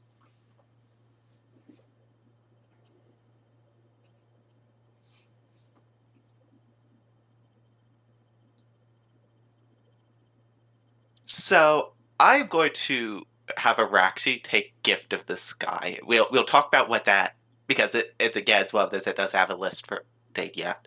But in my mind, Araxi, in part because of how terrible I rolled, like holding onto a rope tries to reach out for Glup. Isn't Gift of the Sky the one that lets you float like a glider? Yeah. Oh, sorry. Did I lose Airnet there? Because I say that Araxi was trying to like save Glup, but lost control of the rope as well as not being able to catch Glup, and essentially in like a panic, spread out like as wide as they could and realized that they could actually glide, and basically glided their way to safety on a different part of the rope. Is now currently clutching it in terror. And we'll figure out what that actually provides Araxi now, but that feels apt. Yeah, Troy played a character, an Anu, that had that one. That's a very useful talent. A very Gift of Sky. It doesn't have a listing for what it does. It's good for advanced scouting. Yeah, It used to give Grasshopper for free. That's the Gift of Leaf. yeah. No, Gift of Sky is the one that lets you basically turn into a hang glider. Gift of Sky gives you Grasshopper. No, that's Gift of Leaf. Gift of I'm Leaf, sorry. you gave the Grasshopper tail naturally. I'm sorry. Gift of Sky gives Grasshopper the capability of leaping 20 times the height. Oh yeah, we haven't ported It makes Grasshopper like inhuman. All right, yeah, Araxi's definitely taking that. Like when you jump, you jump like you can fly because you can jump so high that you can fly. Yeah. Tice Okay. posted a quote from the wiki, I think, there. It's not on the wiki. I mean that quote is. I mean that quote is from the wiki, but that's just. Yeah, the talent doesn't have. All right. Well, I like the idea of making Grasshopper completely overpowered and giving Araxi the ability. This is what it used to be. I don't know if we've changed it. I think it's canon that you had that the one Anu that would Grasshopper like straight up and then fold out their the webbings between their arms and legs and just glide. You did a whole bunch of scouting that way.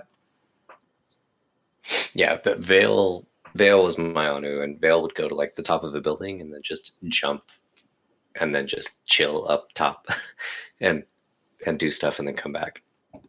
And the information Vale gained from that was essential in that group attacking Baron and retaking it from the mining cooperative. It's a great ability. I love the winged Anu. Not like wing, but like flying squirrel style Anu. All right. Well, Araxi's taking that. Awesome. So Araxi, after like clutching like basically all the color out of her skin, like drains, it comes back, but it comes back with a slightly bluish glint as she just sort of just.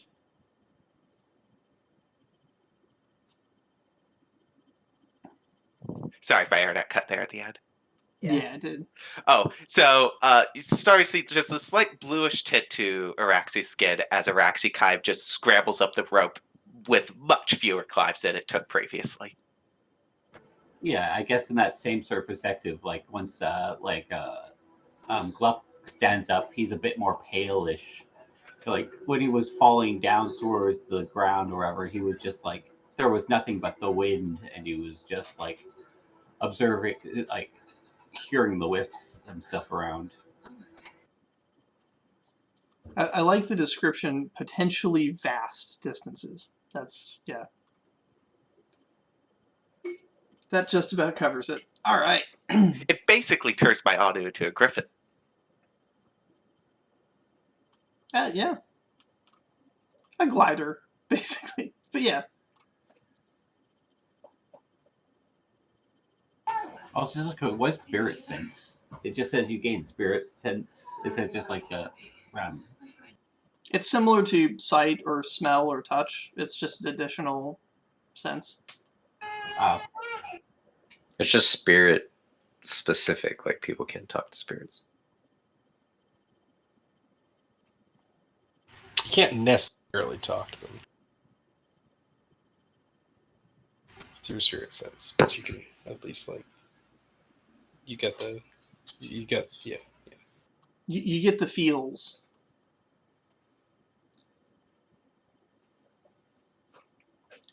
All right. So the boat is turning and starting to head back into the dock to deposit the now somewhat injured Anu. Lorpin climbs up to find Araxi, and upon seeing the color change to your skin, nods knowingly and says, "That is a good color to have on you." Araxi sort of blushes a little bit. It like notices for the first time. It's like, thank you, thank you, Mr. Lorpin. The way Lorpin says it is less like a compliment of your appearance and more like a knowing, like, this bodes well for your future kind of thing. Yeah, Araxi does pick up on that, but it's like blushing like because Lorpin's like recognized something in them. Says, there are safer ways to practice than rescuing your very foolish friend.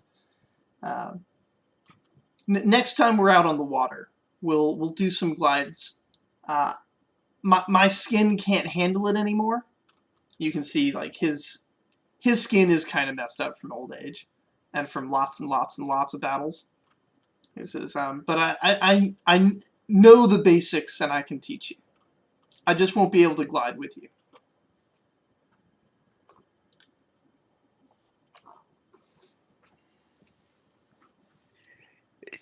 That would be great. That would be great. Yeah, I'm looking forward to it. Alrighty. So the boat comes in. You guys are reunited with the triplets and with Reggie. Reggie is explaining to whoever has stayed behind that there's two kinds of heroes. There's the kind of heroes that earn their powers, and the kind of heroes that are given. And taking something that's given always comes with a cost. He's explaining this in the kind of sage wisdom that only comes from a 12-year-old child. Yeah, like impacting the deck of a ship. Reggie would hate Violenthin, right? Oh, yeah, he absolutely is. Okay. Okay. So Whompi's like nodding along enthusiastically to Reggie. It's like, yeah. I'm going to take. I'll take it. I'll take it just like Violenthin does. He says, Reggie looks at you and says, Violenthin earned what he took. I don't like him, but he earned it. But he earned it through cheating, which I guess is okay. Yeah, he's so smart. He's so talented. I don't think he's talented, he says. More talented than you, stupid face. Reggie shrugs and says, possibly. Violenthin has an army of people behind him, an army of heroes. All he has to do is point his finger, and they'll go and do what he says. That's what a real hero looks like. That's what real power is.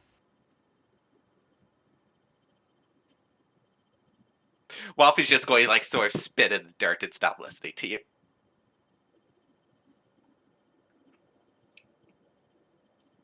So as you head back towards the orphanage, the Lowendow and his crew are starting to unload the fish, but Lorpin is going to hop along with you guys and carry the injured Glup back to the orphanage to get some medical treatment.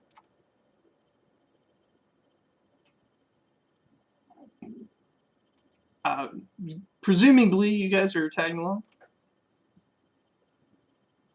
Or did you have more you wanted to do here? No, I'll tag along. I'm interested in how our frog friend got injured. Jumping off things. I was like, but I thought that's what you do. Oh, there's limits even for us. Truth is, says Lorpin, says, and I had to explain this, but I'm happy to explain it again, as it's real important. Those who can jump higher have to be more careful where they jump, because they come down harder.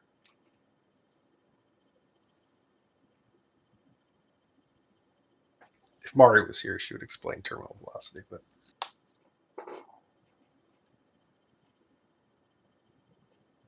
So it was an experience.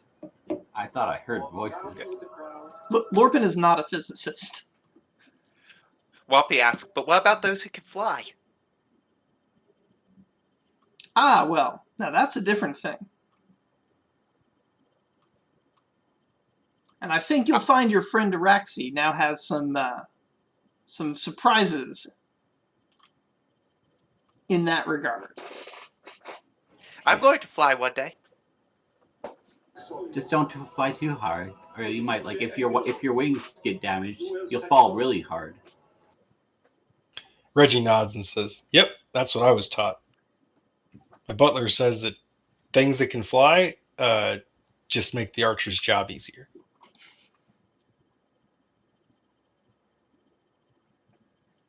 Lorpin actually nods with that. It's like, wise words. Judging from the marks on Lorpin's skin, you guess that more than a few arrows have been fired at him and found their mark one way or another. That's fine, I'll just burn them all.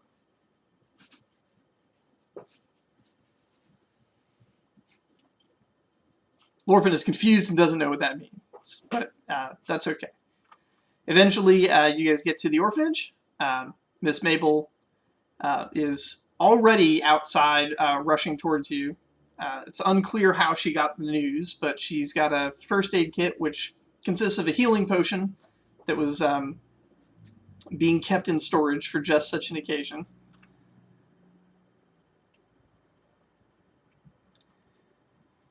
She sort of force feeds it to you to clear up any permanent injury. So take the tax that are that's on your health and move that into stamina.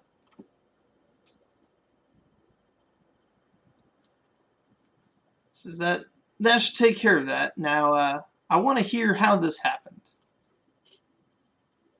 I hope no one jumped off something too high. Well, you see, there were the other three jumped off the cliff, which, like, I've jumped off that before. That's nothing too scary. So I saw the boat, and I saw it's a massive mast, and I decided to climb it. And I thought, like, well, that, like, I could just clear because I can know where I'm going. So I blindfolded myself and I spun myself around, and I tried to jump off the boat, but instead I landed on the boat. Lorpin takes his hat off, holds it over his chest, says, "We did everything we could, ma'am. I'm so sorry."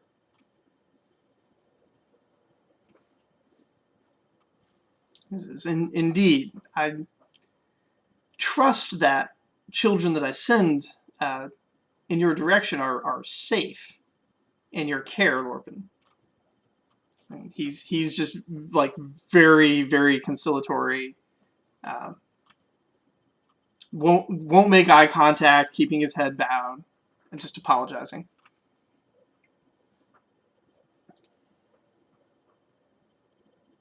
To be fair, I don't think anyone is expecting me to jump off the mast. Reggie says, I was. So Reggie is subservient. All right, and Miss Maybell's eyes now turn to Glup. It's like, no more jumping off of masts.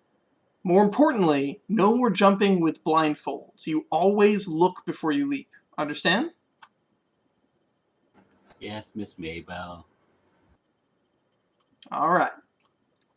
I promise I will not jump off of anything high while wearing a blindfold at the same time. Good. As long as you can see where you're jumping, I trust you to have good judgment about where you're going to land. Any case, looks like the healing potion's done its job. Now I want you kids to run along to the herbalist and get me a replacement. We need to always make sure we have a healing potion on hand for such occasions. She rummages around in a drawer and brings out a... It's like a piece of wood that's got some carving in it, with like red paint inlaid into the carving. I guess most kids here would probably recognize it. It's kind of like a marker. It's not exactly money. It's something that specifically says that the Crimson Guard is going to cover the cost. So it's kind of like an IOU from the Crimson Guard. Think of them like food stamps, basically. It's a government document that's supposed to be the equivalent of money, but only for certain purposes. And she hands it to you and says, take this to the herbalist, and then hurry back with a replacement potion for the one we had to use. Whompi's going to grab it, turn to Trompi and Frances and go, race you, and then just run off in that direction. Glup's going to take that challenge as well. Reggie shrugs and says, government handouts. It's not worth anything anyway.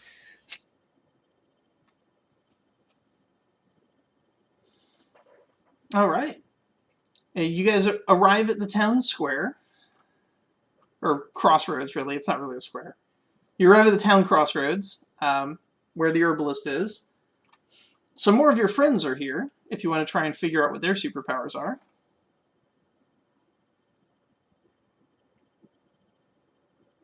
Who is here?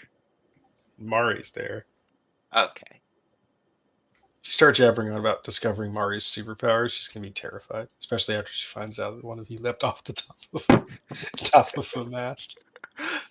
Oh yeah, it is just Mari. Everybody else is back at the orphanage getting their costumes made.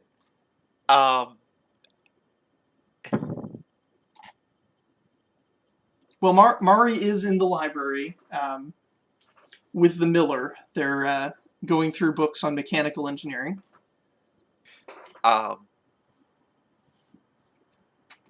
Whompi's going to kick open the door, like, after having given the thing to the herbalist and not taken the potion and left that for somebody else to do because that's boring shit. It's going to like go kick in the door, grab the triplets' hands, go kick in the door to wherever Mari is, and just go, Mari, we've come to find your superpower. Mari looks terrified. Presumably either Glup or Reggie picks up the potion. But Reggie will go pick it up. Okay.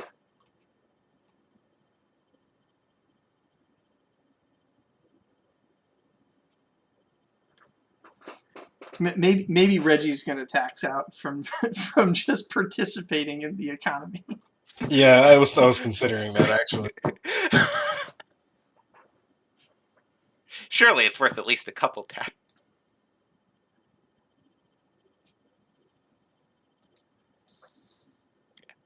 Yeah.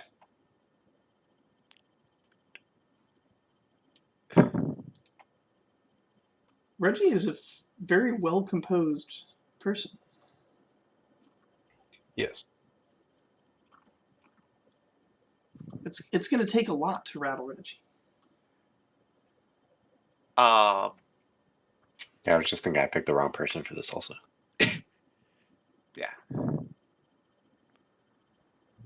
Whompi's going to point to themselves and go, I'm going to become dragon. Big dragon. And point to Frances. I don't actually know what you all have chosen yet. Have y'all, like, do y'all know?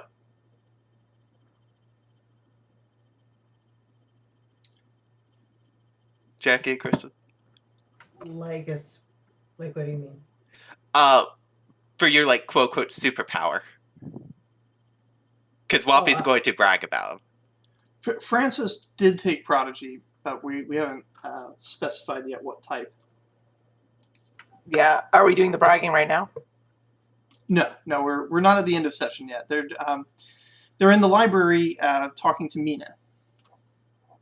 I basically just dragged you in. It scared Mina.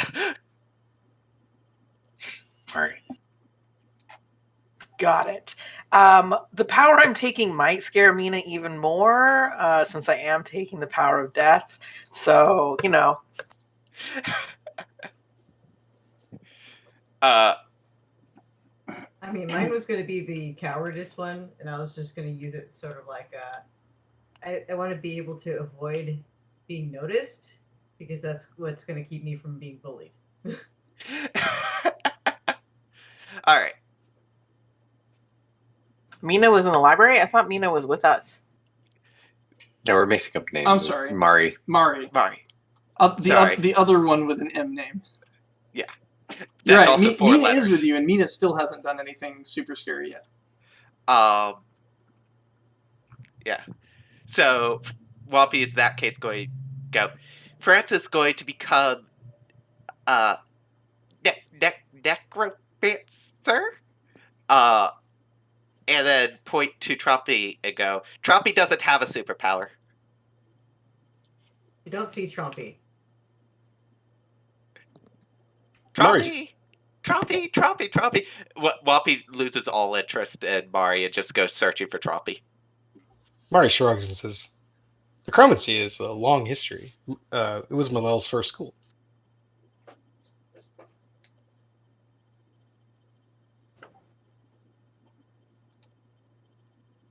It's really not that hard to get a superpower. All you have to do is something that really, really scares you.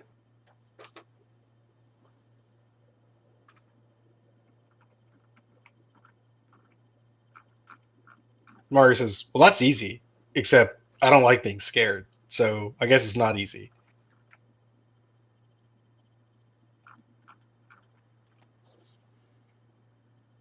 Maybe we could have someone scare you without you knowing it's going to be happening. She just got anxiety the whole day. So, Waiting. composure over time damage. Mari thinks about it and says, I don't think I'd like that. In the background, Whompi's still not made a... Sorry, could you repeat? Your internet cut. I don't know. Sorry. Internet cut. But what I say is that in the background, I don't know if this will help. Whompi, who is still trying to find Trompi, who has disappeared on them, is like pulling books off the shelves and just throwing them behind their head. I mean, that might be composure and damaging to to anybody that values an orderly library. Mari just says, that's not very nice. Reggie comes back with the healing potion and says, I agree, it's not very nice.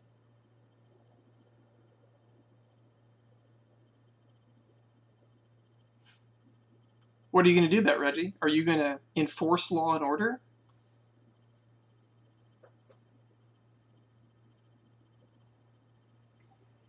Urge to oppress rising. Become the thing you strive against?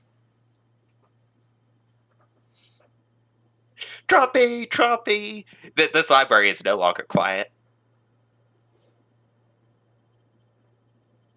Trompi emerges from behind a stack of books and goes, ah! I got you. To scare Mari. No. Just to scare Whompi. Oh, I see.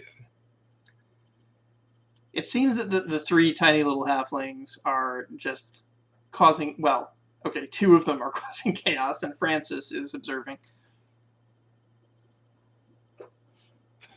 Reggie says, that's not how heroes act. If you want to be a superhero, you have to act like a superhero. Otherwise, you're just a villain. Whompi throws a book at you, and then runs and tackles Trompi and like play wrestles. You might have to enforce order here.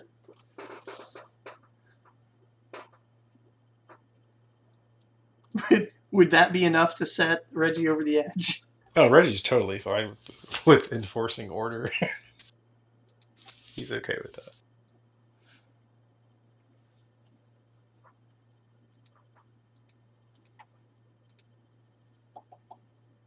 If anything, Mina's boon to composure right now, just enjoying the chaos. Like destruction's happening, it's great. I think Reggie's main concern is like not earning his keep, basically. And that's something that the potion kind of highlighted, is that, like, yeah, you're living on charity. Yeah, he hates that.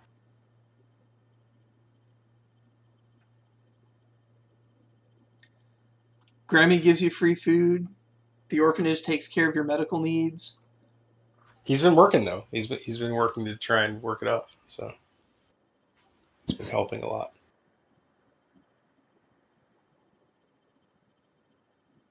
We'll take him to get some free cookies and set him over the edge. I wonder, like, how he interprets what the cost of that healing potion must have been.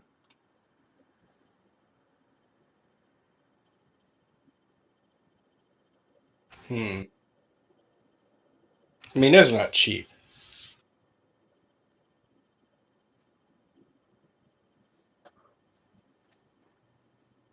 And the end result is that it just took all health tax and moved it to stamina. That was like, yeah.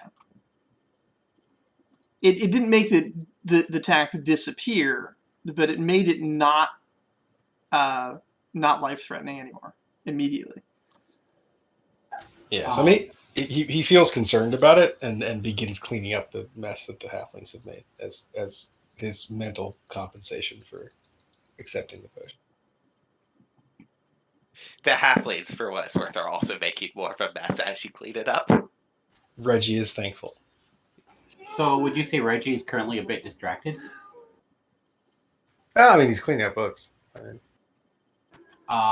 Glup wants to grab the healing potion and sneak up behind Reggie and like get him to drink it and waste it. Okay. So that's going to be a probably crime plus agility against a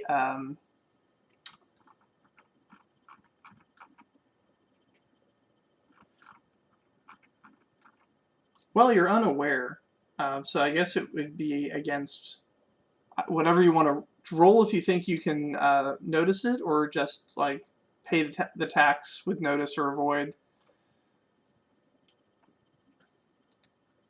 We'll see what Tice rolls.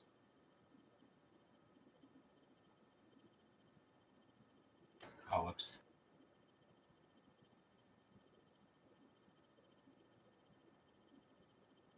Three successes. How do you want to combat those 3 successes, Ed? Do you want to take it away from him? So Glup is trying to pick Reggie's pocket to take the potion. Oh, Reggie will happily give him the potion. Okay. No, I was going to be tricky. I was going to like, while he's looking, I was going to put the cork in his mouth and just like, he's going to for a surprise drink it. So then we have to go ask for another one. I mean, we don't have any more money. If you drink the potion, that's great. I'm not carrying around a bunch of charities. Oh no, I'm giving it to you. You're gonna force the potion down my throat? Is that what you're trying to do? Yes. Yes. Okay, so Reggie's gonna punch you in the face then.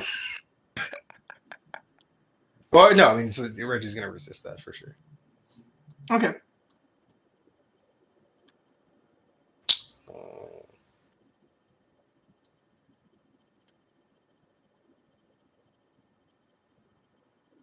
You can either roll against it, and we'll see who wins, or you can, if you can tax something other than, if you can tax something that makes sense, that prevents it.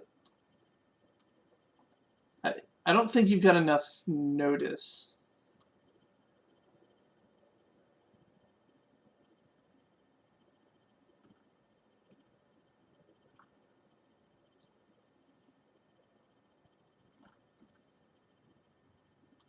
But surely, like a perception check with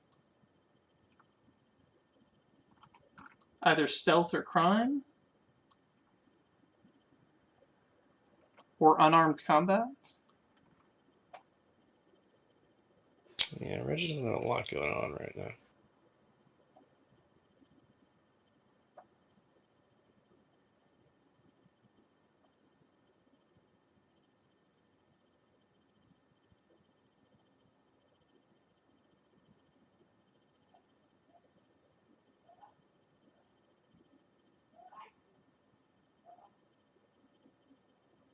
Yeah, I don't think I'm gonna avoid it. So what are you doing, Tess?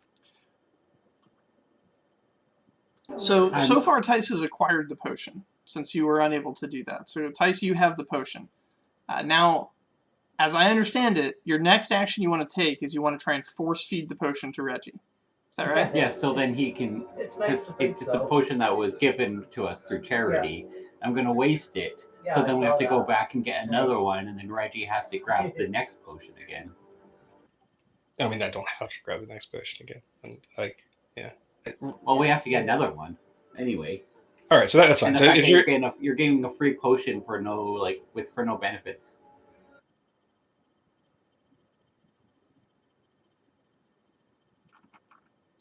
I understand broadly what your general intention is in terms of the overall scope of the story, but specifically, what you're trying to do is steal the potion from him and then feed it to him. Is that correct? Yes. Okay. So you've successfully stolen the potion from him. The next step in this plan is you're going to try and force feed him the potion, which is definitely an unarmed vigor test here.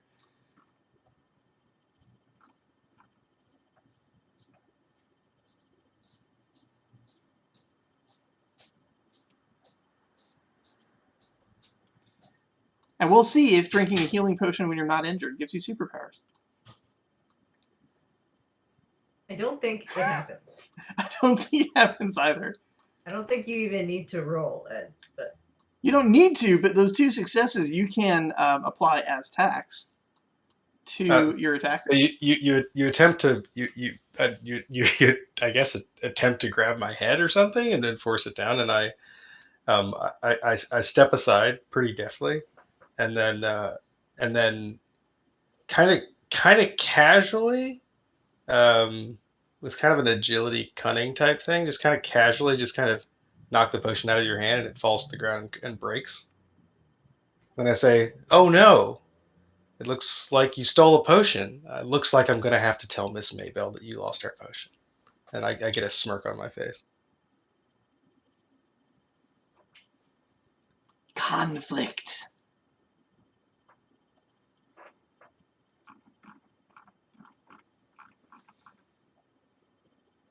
Well, whoops.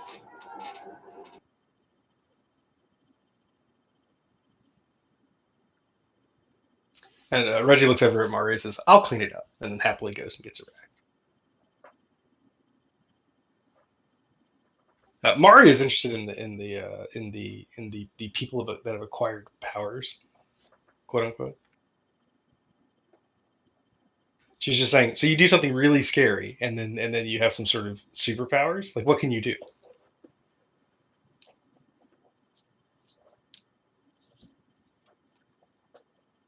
This might be a good time, actually, for one of the halflings that's not running around causing chaos to talk about their experience.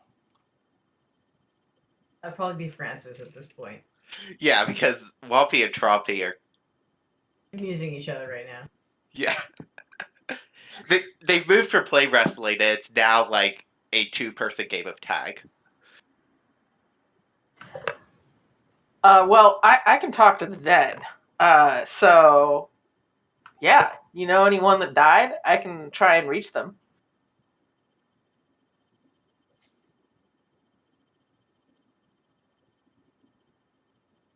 But bold statement. Mari scratches her sideburn and says, "Interesting. Interesting."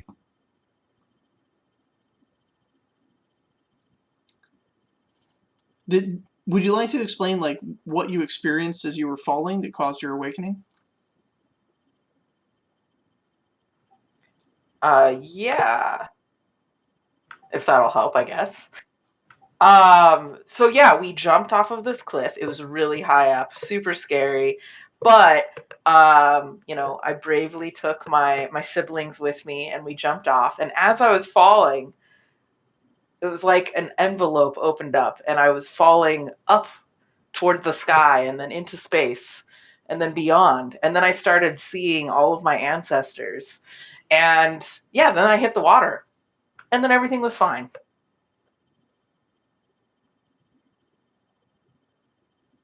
And now I can talk to the dead.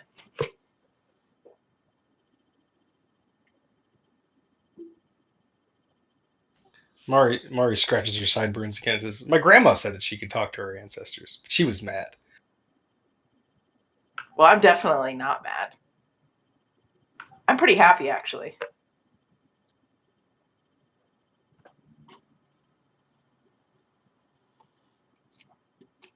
Mari's going to repeatedly lock herself in the broom closet and hyperventilate for the next few days.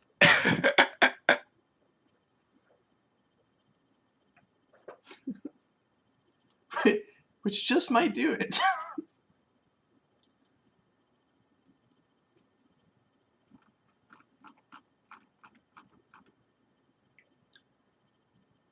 Mina, did you have anything you wanted to gain out of this?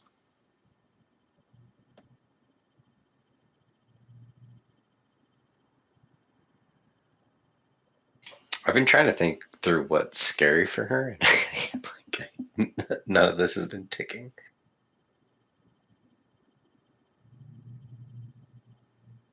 Even faintly, what would trigger it? Would boredom be scary too?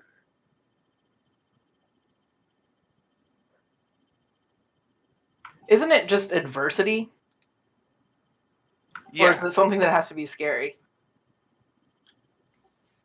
Maybe. So, looking at your traits are attention to detail, which could mean sloppy work would be annoying to you. But also, you play as Azafu.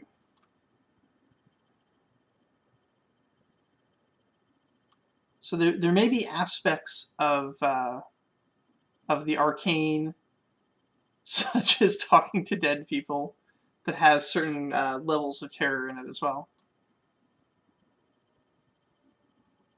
Azafu was the gnome, right? Oh, I'm sorry. Things not blowing up. That's Yeah. fair. Well, Yeah, it's basically mechanics. investigating things and engineering is and things blowing up are fantastic.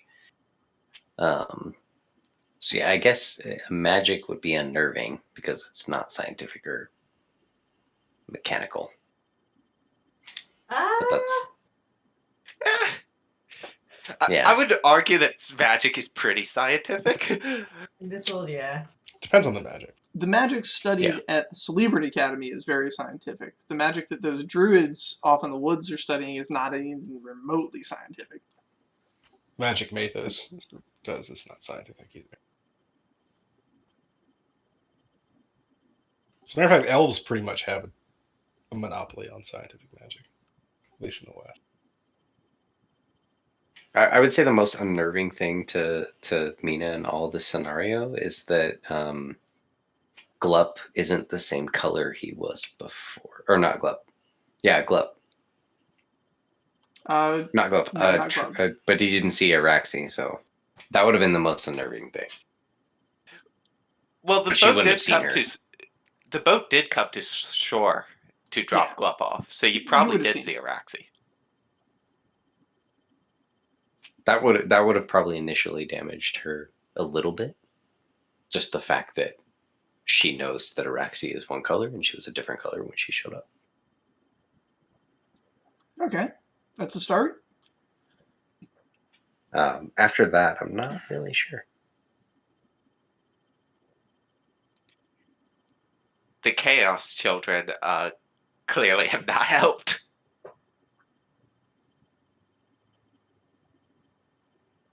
Chaos is good. It's like explosions. Maybe you just need to cause a big enough explosion.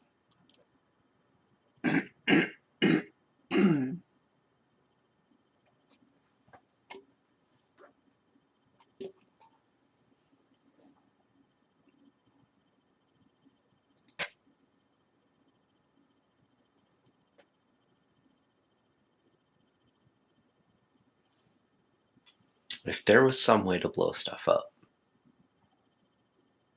I would be doing it. I'm working toward it. Ah, children. Well, all I'd say is that it is harvesting season, which means there's probably a grain silo somewhere. Unfortunately, there are numerous grain silos, and there's a mill. I don't know how many of you know about how combustible the flour dust that gets kicked up inside of a mill is, but there's a reason. Extremely. There's a reason that they don't use normal lanterns in there.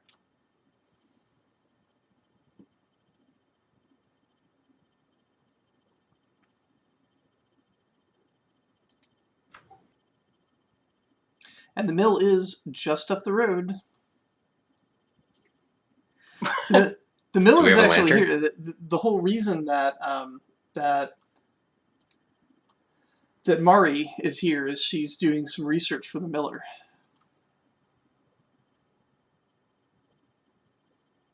Who sort of co-maintains this library with the herbalist.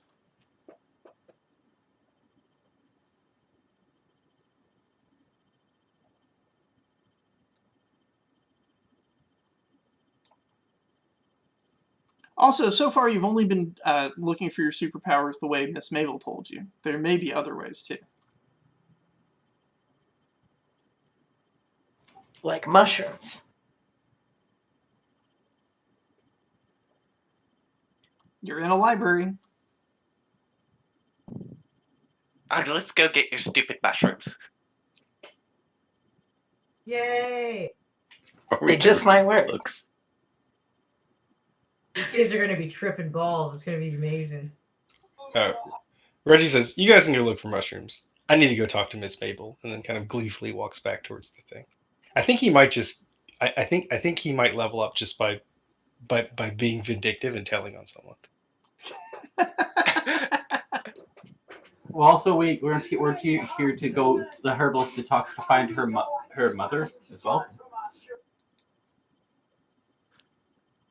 Oh yeah, that was the other thing, because we want to talk. I mean, Whompi's already got their superpower, so Whompi no longer. Well, it also helped continue her journey then, if you've already got part of your superpowers. Having the power doesn't necessarily mean you know how to use it yet.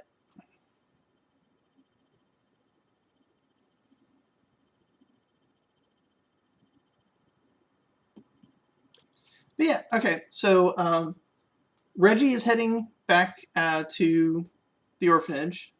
Trompi, Frances, and Whompi are heading into the woods to look for mushrooms. Where is Glup and Mina going?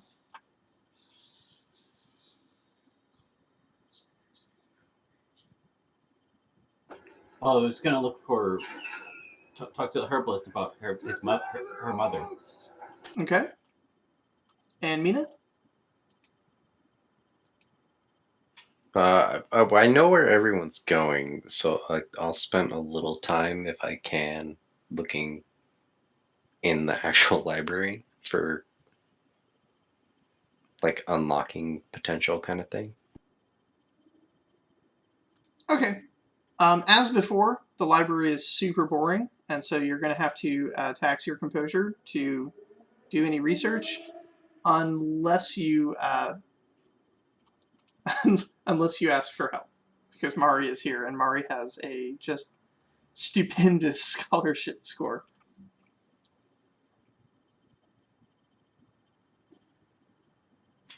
I think I'll take the hit initially unless I can't find anything. Is Okay. Mari not hyperventilated in a closet somewhere now? Yeah. Also, she might be incapacitated.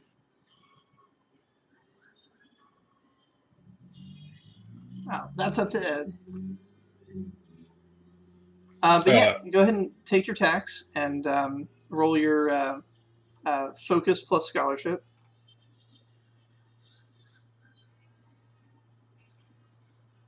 It's 2 composure to be in here, right? Yes.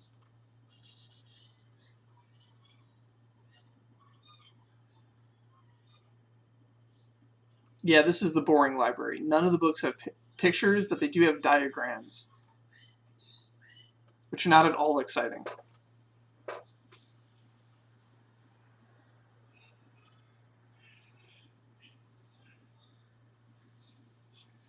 I think I fell asleep.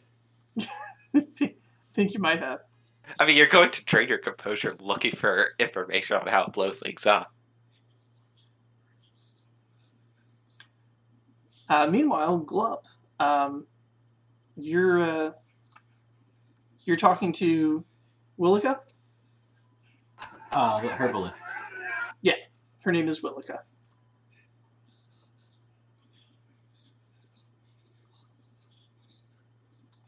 What can I help you with, young Glup? My friends and I were trying to figure out the best way to I think it was called unlock our superpowers, and some of us thought that your mother might be able to help us. You know where she'd be? Well, she left this morning to spend some time in the woods with her friends, but she'll be back by evening meal, I expect. That's good. I think a few of the other ones are going to look for some mushrooms that will help. I think they said help them go take a journey. Oh dear, we should go find them right now. Come on, which way did they go? I think this way. All right, Frances, I believe you're looking for mushrooms? Yes, indeed. All right, make that survival plus perception check.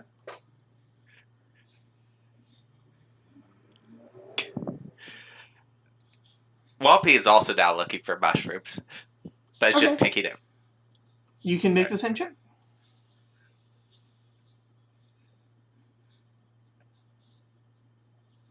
And would this also trigger we stick together? Yeah. Yeah, if you're all doing it together, then you have advantage for what that does. How does that work? Let's see, advantage. I want to go back to using the original rules on it. Basically it lets you spend points to do things. So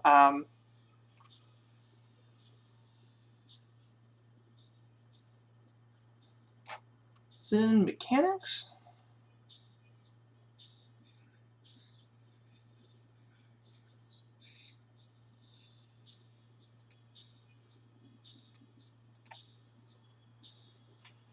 What are we looking for? I was looking for the rules on having advantage.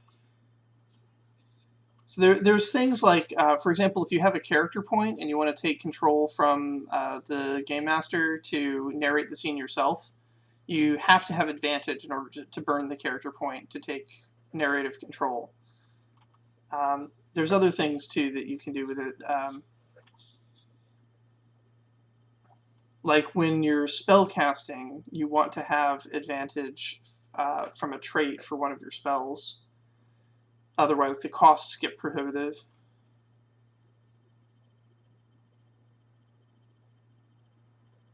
Does it modify the roll at all? No.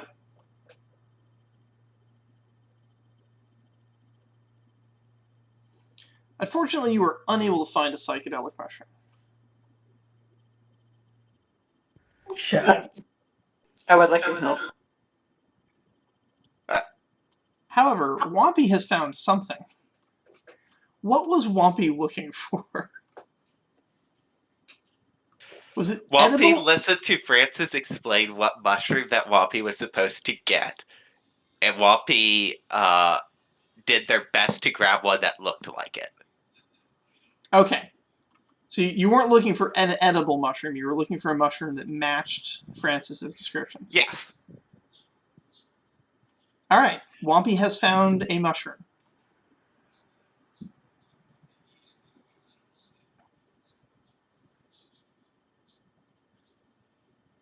I did spend my character point on Whompi. I did.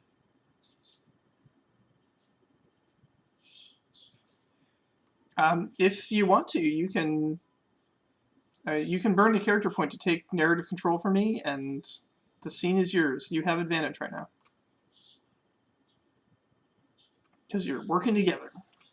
I also scored a success.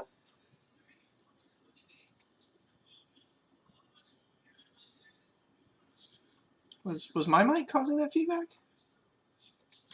No, I think that was Jackie's. Okay. Give me a second.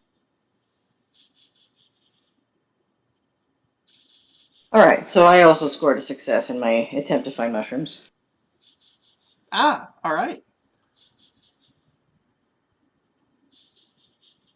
There's a much better chance now that one of these mushrooms is psychedelic and not just simply poisonous.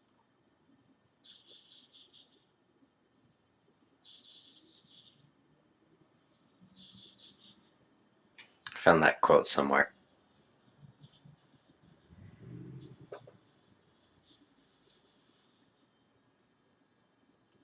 Okay. Yeah. I think it's very based on what you're trying to do.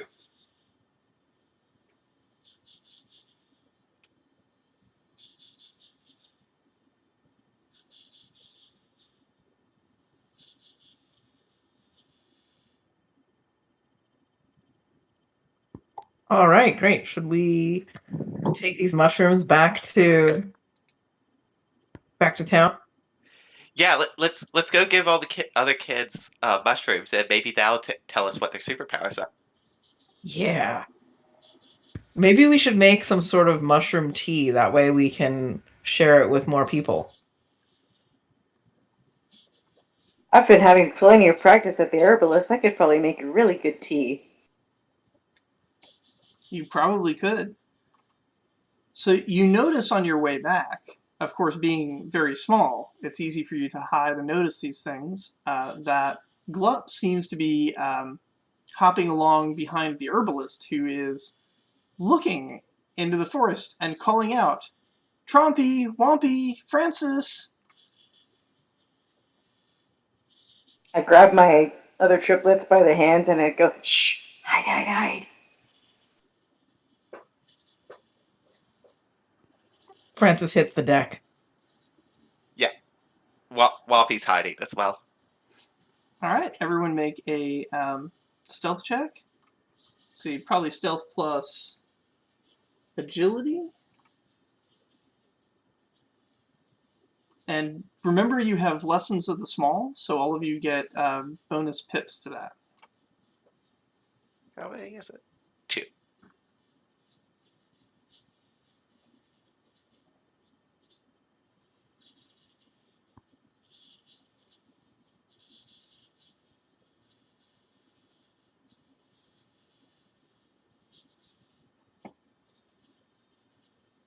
And Trompi may get even more from the virtue of cowardice.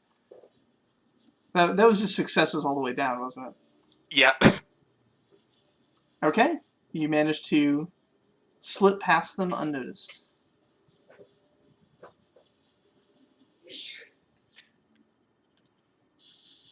After a little while of searching, Glup, Willica says, "Where do you think they would have gone?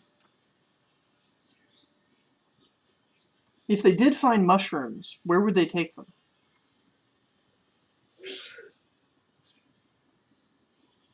I'm not sure. I know they said they wanted to take them and go on an adventure. Do you think they went further into the forest? Oh, I hope not.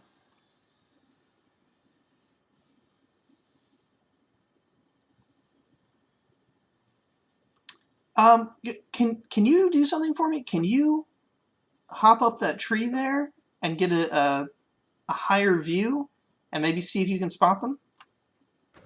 Sure. I'll climb up. Okay, you see back in the village, there's 3 little shapes heading down the road towards the orphanage. Your call if you want to rat them out,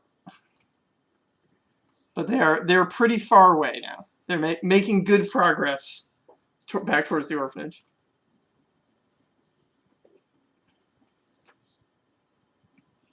I'm gonna turn around, look to. Oh crap! Yeah, they gone farther into the forest. Okay, come on down and then tell me which direction. We'll go. I guess I'll hop towards because I'm also just looking for the druid river. Okay. So Reggie is the first to arrive back. Oh, that's right, Mina. You eventually wake up. Do you want to continue your research?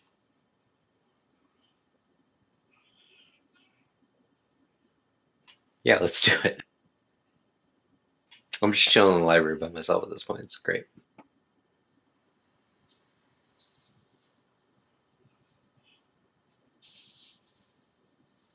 Ed, have you decided if Mari is still in the library or if she's gone into cupboard hiding yet? I mean, she's kind of. She's still doing. She's finishing up her work in the library, and eventually she'll go hiding in the cupboard.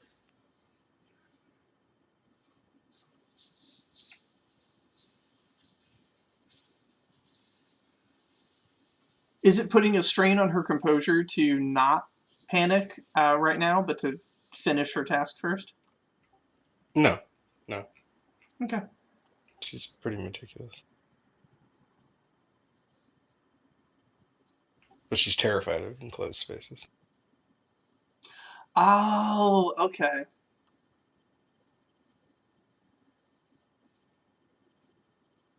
So she's going to do that on purpose to try and induce it. That's clever.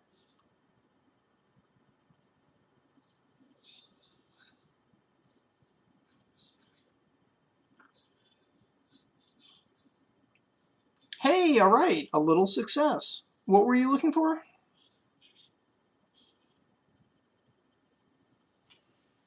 I was looking up like unlock potential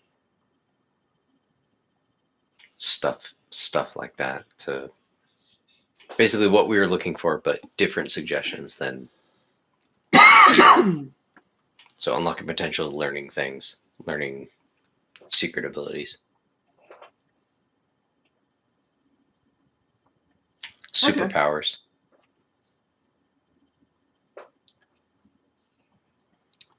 So you do find some manuals on unlocking the ability to cast cantrip.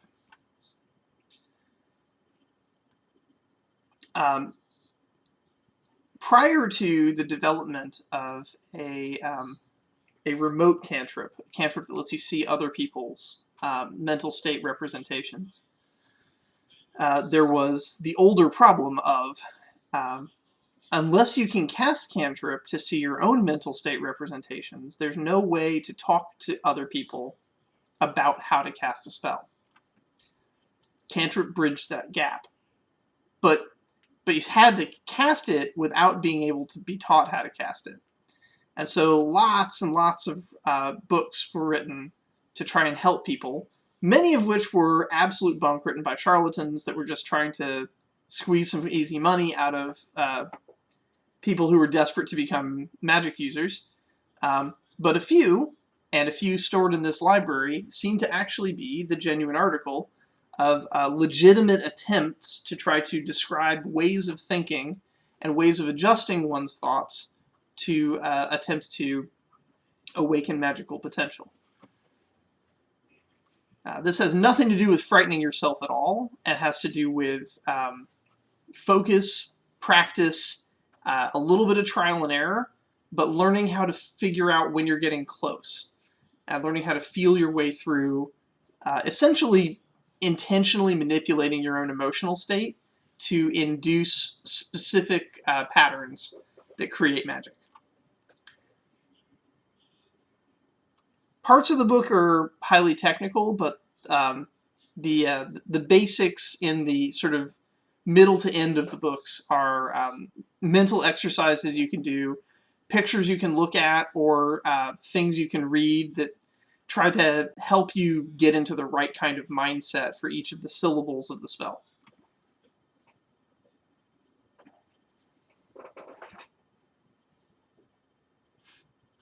Do you wish to take this book with you? Can we take books with us? You have hands.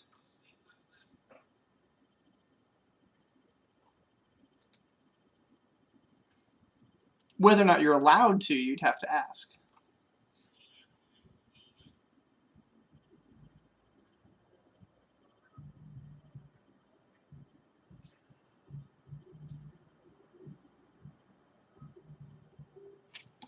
Sorry, I was laughing at your answer. Yeah, I'll find out if I can take this book with me.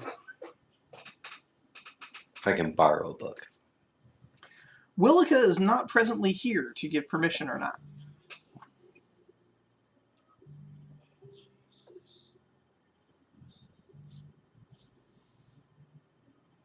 The miller, of course, is up in the mill, tinkering around with something.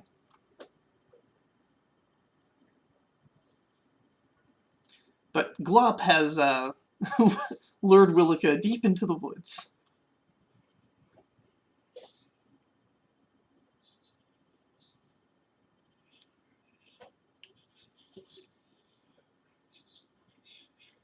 I'm getting lost on names. Who runs the library? The miller? It's co-run by the miller and the herbalist. Willica is the herbalist, but she's not here right now.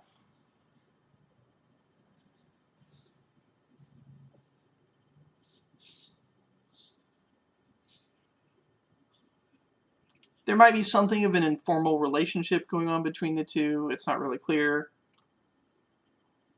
They both have large collections of books. They keep them in the same place. They're not cohabitating, but a lot of their stuff is.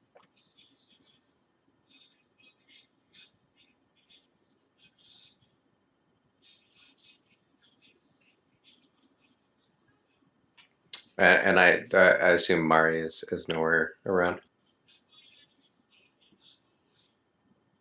It looks like she's packed up and is taking the things that were requested by the miller back up to the mill.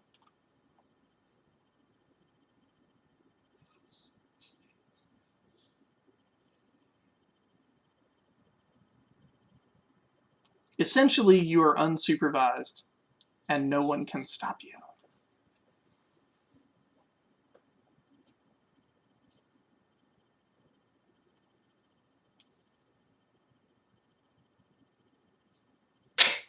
I'm playing Is it a difficult decision? I'm just playing a fun game of like, I love chaos and disorder, but I also love attention to detail, and I realize how complicated that actually is when I think about it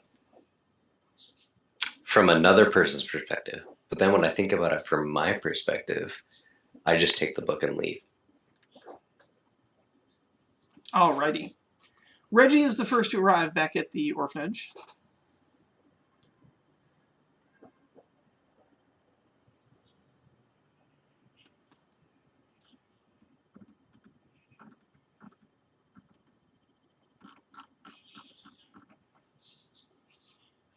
I presume you go to Miss Maybell to tattle on Glup? Correct. Yes. I the potion out of my hand and broke it. Says Glup. What is wrong with Glup today? Reggie shrugs. Thank you, Reggie. I'll go fetch the potion myself tomorrow.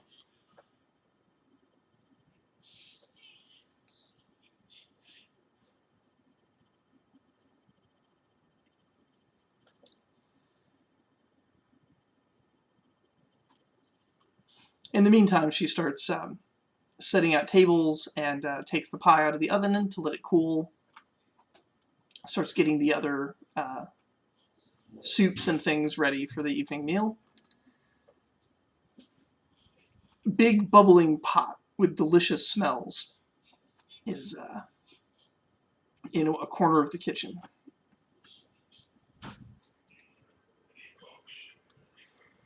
Most of the other kids are outside. Several of them have new costumes. A couple of them are still waiting for their costumes to be finished. That's what's helping out at the orphanage. Where's Nest right now? Nest is probably helping Miss Maybell get set up for dinner, setting out silverware and plates.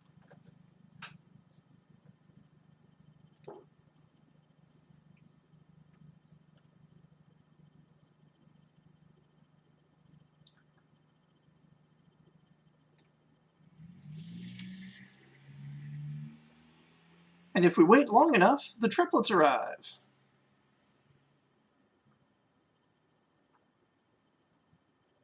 Bearing ingredients for a tea.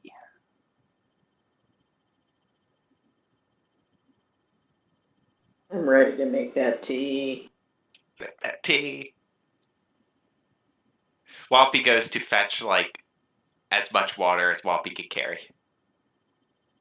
Okay. Probably a bucket. Go ahead.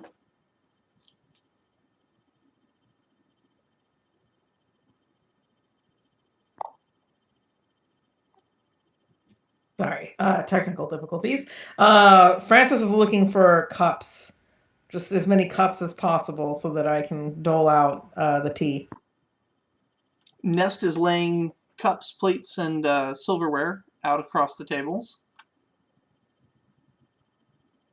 The tables are, I mentioned this on the first day, but the tables are not uniform. It's basically a bunch of donated stuff. So chairs of different heights and tables of different heights and sizes are kind of scattered around the living area. So that it's a bit disorganized, but there is sufficient seating of the correct sizes for all of the children. Trompi goes to get a pot to boil the water that Whompi is getting.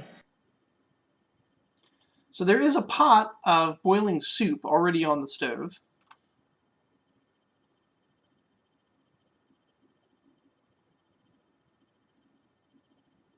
Is the question, do we spike the soup or do we try and make a tea?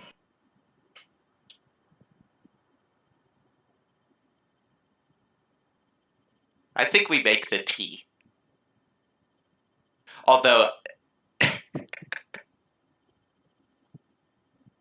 does Miss Maybell eat with us Yes, she does. the same stuff that we do? Yep.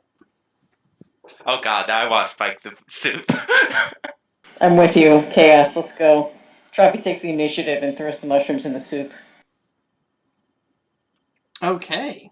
Gets them really in there, you know. Maximum journey.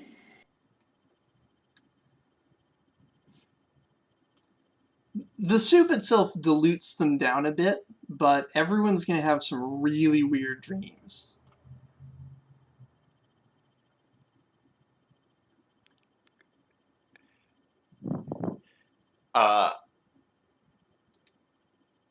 All right.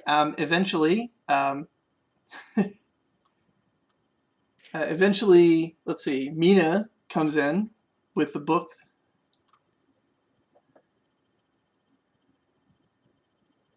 And Glup, you guys do eventually find the druids. They're on their way back, actually. They say, no, we don't smell any halflings in the forest. Oh yeah, they were actually going back to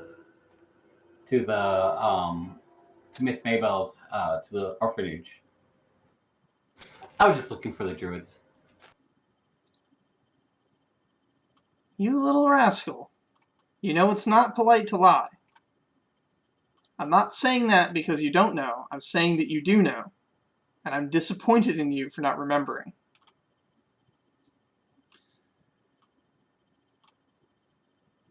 As you walk back, was there anything you wanted to ask the druids?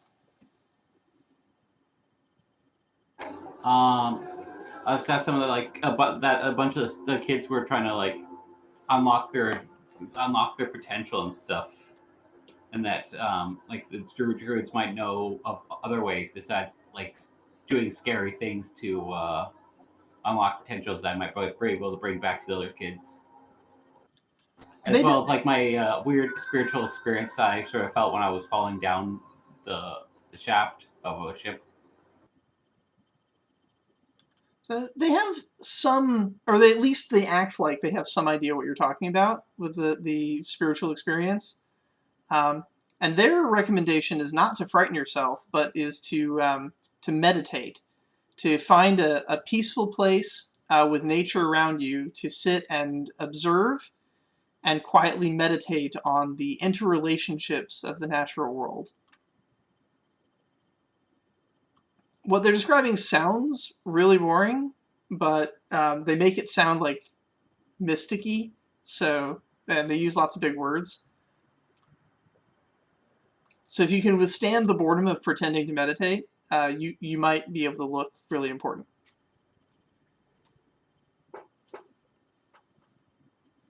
On the other hand, if they're right, and meditation is the key, then, well, it's going to be a boring time. But, yeah. Yeah, I guess I'll bring that back to the other kids. All right. You're the last to arrive home for dinner.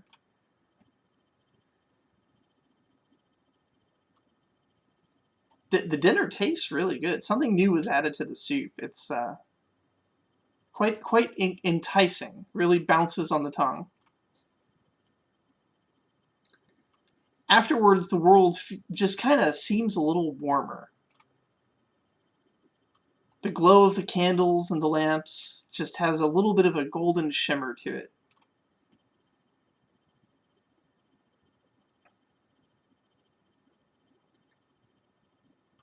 Although you don't hear any wind, it does seem like the trees are blowing in a storm outside, too. Not sure what that's all about, but it doesn't seem to be affecting the inside.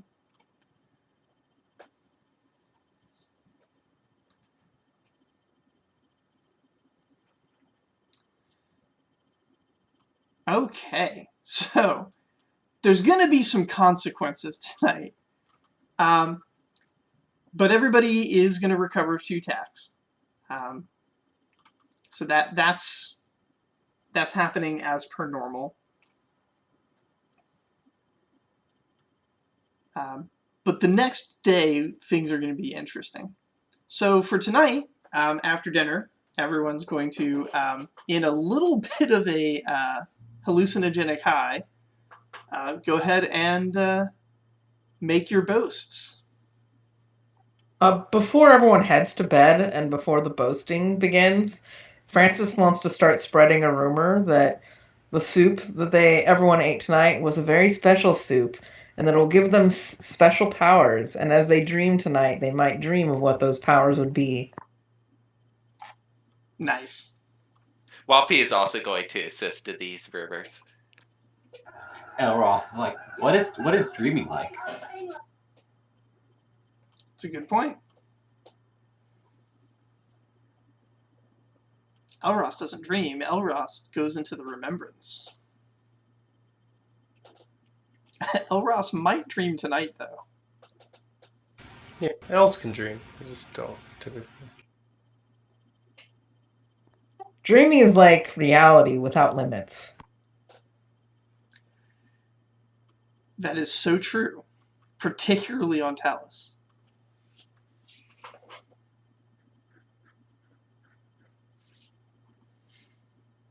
Alrighty, should we go in a particular order, or do you guys just want to jump in and make your boasts?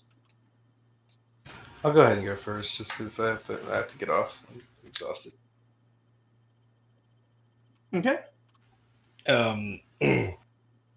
Yeah. So Reggie says, yeah. So we went out. We jumped off of a cliff. We went swimming. It was really great. Some of our members went off and played around on a boat, and I'm sure they can describe what happened to them. And then we went to the library for a while, and that was great. And I think we all learned a little bit about ourselves today. I think that's the most important thing.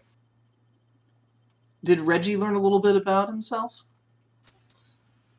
Reggie says, "Yes, I learned a bit about myself as well. I think helping other people find their way. I think that's something that's important to me."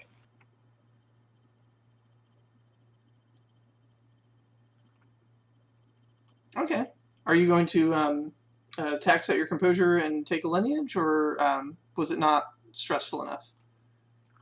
It was pretty stressful. I had someone was trying to force me a health potion, so I think that qualifies. So. Okay.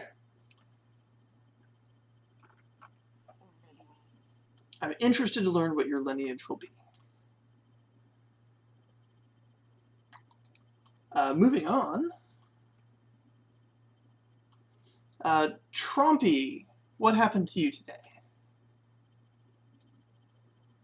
Trompi and a rare bit of pluck and courage peeks out from behind their triplets and says, "I jumped today!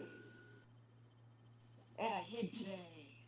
I kept us safe. They were looking for us. We were getting our special mushrooms, but I got us all hidden away." Trompi looks very pleased with themselves. Okay. That kind of drifted in and out, but I think I got most of it. Your volume was like going high then low. Sorry about that. No worries. It kind of sounded awesome. It sounded like there was a TV on in the background that was playing what you were saying, which is hard to describe. Frances, what's your boast for today? So today we embarked on finding out what our inner superpower is. And we learned that you do that by, one of the ways you can do that is by facing your fears. So we jumped off a cliff into the ocean. And when I jumped off, I started flying through space and time and seeing all of my ancestors. And it was quite an amazing experience. Then I hit the water, and now I can I can talk to the dead. It's pretty awesome. So I have a special power now. And we also went on a little adventure into the forest, got some mushrooms, very special mushrooms. And you'll notice that they were in your soup tonight. So you might experience something special after dinner. And maybe you too might have superpowers. Well, this is after dinner, and everyone is a little bit high right now. But that's okay. Time might not be linear for you anymore. It's okay. Those are some good mushrooms. Glup, what's your boast? Well, I also decided to do the jumping thing, but mine was a little bit higher, and I did it blindfolded. Unluckily for me, it was not the ocean that created me, but the wood of the boat. But I did also hear things when I was going down. I heard perfect calmness before I hit the ground.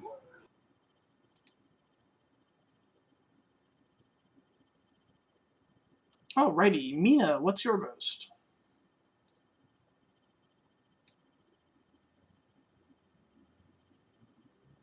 This is almost going to feel more like education than a boast. So we went to Miss Maybell, and she said fear would activate our superpowers, and we jumped off a cliff, but that wasn't scary at all. But we went to the library, and then this book says it. We need to control our emotions. So just think about being fearful. Think about those things, and you'll unlock your superpowers. And she's just like, I'm assuming dazed and somewhat at this point. As is everyone listening. Yeah. Whompi. Final boast. So Whompi went to the cliff and jumped off with Trompi and Frances, and had a vision. I was a golden dragon. My siblings were on my wings, and we were flying for a bit, and then suddenly all crashed down. And I'm telling you, I'm going to be a dragon when I grow up. And then afterwards, we went to the woods to forage the mushrooms, and Whompi found mushrooms, and Trompi put them in the soup for you all. And these mushrooms are like activations. They make you have visions much like the one I did. So Whompi will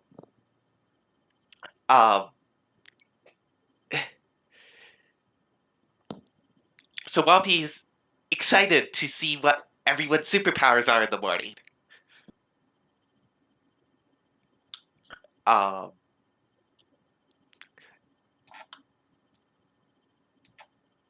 right.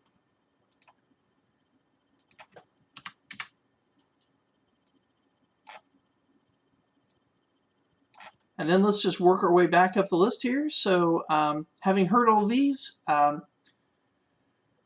whom would Whompi like to give their experience point to for helping out in this adventure today? Frances, because Frances was the one who encouraged Whompi, who definitely was not scared, to jump off that cliff. And also, the mushrooms were a good idea. And Nest?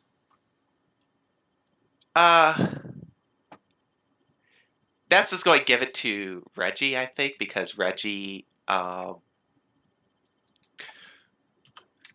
kind of tried to take care of the kids, essentially. Yeah, pretty much. That makes sense. And then Araxi, who was part of the adventure. God. Oh, it's... Oh, God. It's gonna have to give it to Glup, because even though Araxi thinks Glup is an absolute moron, Araxi cannot deny that. It kind of worked, right? Like, Araxi can fly now. Yeah. You've noticed that Araxi is just bouncing around the room right now. And is a different color. Alrighty.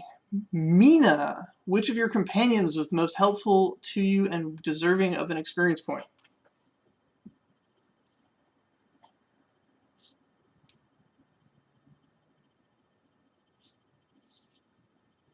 In what's the word I'm looking? I don't know what word I'm looking for. Adjacency, but probably through Glup's ridiculousness that he actually like accomplished his goal, and then it had triggered something as far as Araxi being weird. That stands out the most about, I think, all the things for Mina. All right, so you're giving it to Glup. Yeah, Glup for being a catalyst for that. Excellent. Kofric.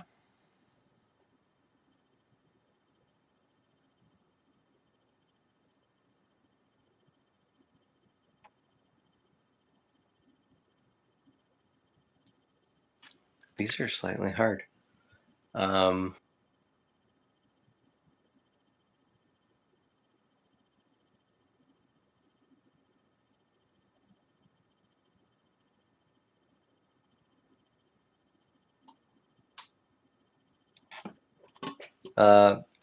Probably.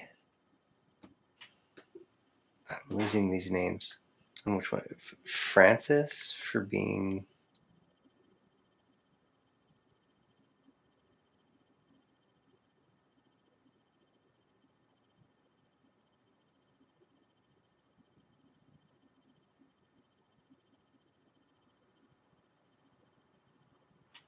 Seeing if anybody else overrid it, but being the like leader of their jump.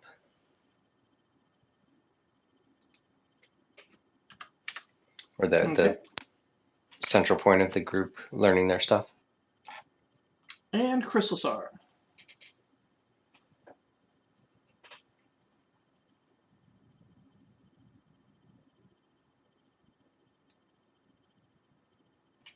Nobody. No.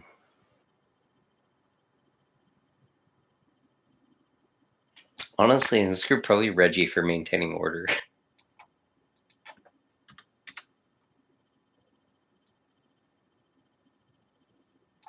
All right. Glup. Which of your teammates is most deserving of your experience points?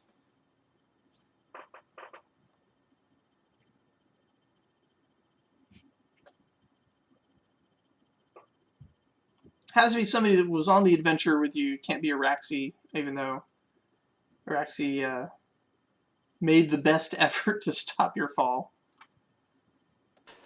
Testing. Let's see. Hey. I'm going to have to say Echelon's character because I just like the they have the guts to Uno reverse me.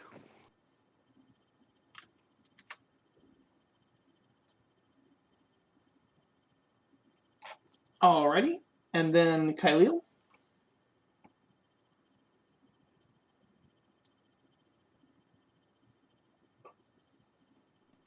I would say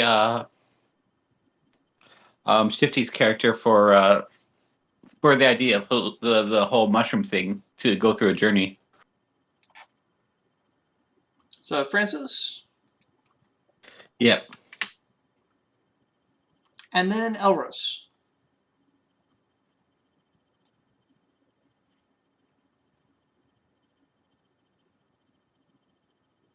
To Jackie's character for the first one to take the plunge.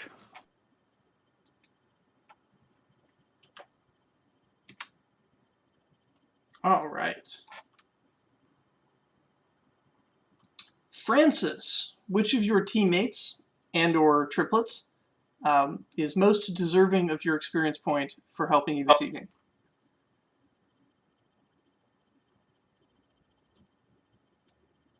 All right, so Frances is going to give a point to Whompi for being the first to find a mushroom.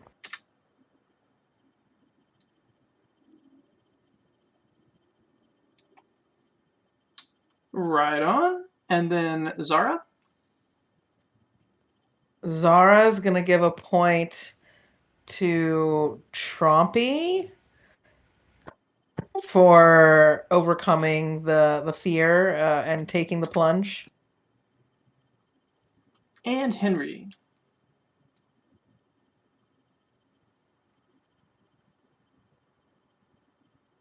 All right, so Henri will give a point to Mina. He was kind of impressed with how Mina came up with an alternative way to find superpowers through their, I don't know, inner introspection or whatever, and through research.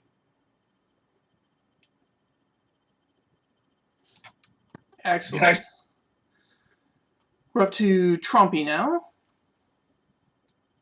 Alright, my point is going to Frances for coming up with the mushroom idea because Trompy was just so excited to do anything tangentially related to herbalism at this point. And then as far as Bax is concerned, Bax is giving her point to Araxi, right? Is that Vivian's flying frog character? It is, but Araxi was not on the adventure today. Oh, damn. I can't just give it to her for being like, dang, that's cool, you can fly now, what the heck? I think the reward she gets is that she can fly now. That's fair. So I have to reward, let's see, Leica will reward Reggie for being encouraging to the kids in facing their fear. And let's see, what about Bax?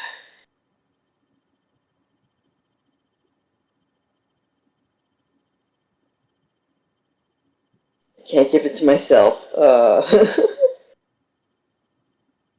Glup was involved in Araxi learning to fly. Alright, we'll do Glup then, for being an absolute mad lad.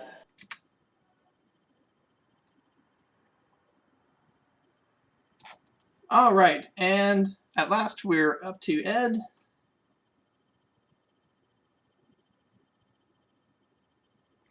Yeah, so Reggie will give one to Frances for being the least problematic of the halfling trio, but mostly for helping them all jump off the side of the cliff. He was pretty sure they were all scared and thought it was good. Sherry will give one to Glup for scaring the shit out of her. She thinks he's extremely brave. Stupid, but extremely brave. She's not entirely sure what he was attempting to accomplish, but in her mind, she only thinks that he must have been attempting to accomplish something by leaping off the mast to his death. And then Mario give one to Frances as well for telling her that if she locks her, as far as she's concerned, if she locks herself in the basement for long enough, she'll become a necromancer. That's what she learned from that exchange. Okay. Those of you who worked jobs, you gain your little piece of pocket money. Those that did the costume, you have a quality 4 costume of your favorite hero. If anyone did any training, you can go ahead and spend the experience points to do the training for the location you were training at. I know Nest was at the Orphanage.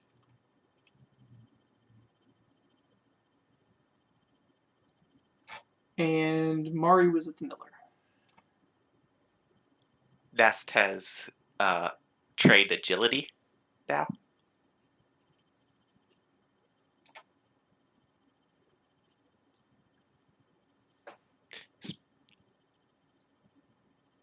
You're going to have 2s down the list. Yep.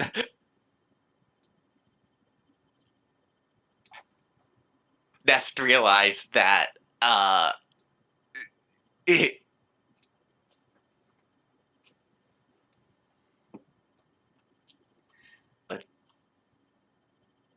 Your mic cut out. Oh, sorry. I say Nest realized on the last adventure that just being able to run really far while it worked is not necessarily the only way to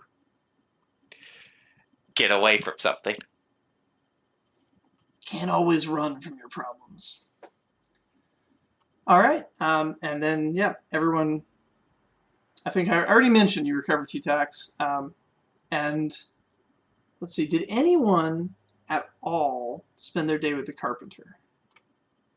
No. Okay. No worries. There'll be plenty of time for that later.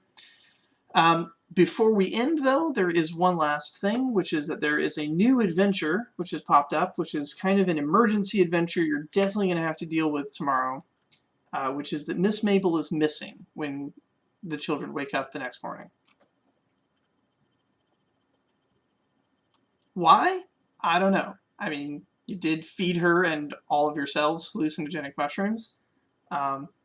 Those who did not get their level ups or get their special powers, air quotes, can tax out their composure for hallucinations during the night and get that taken care of.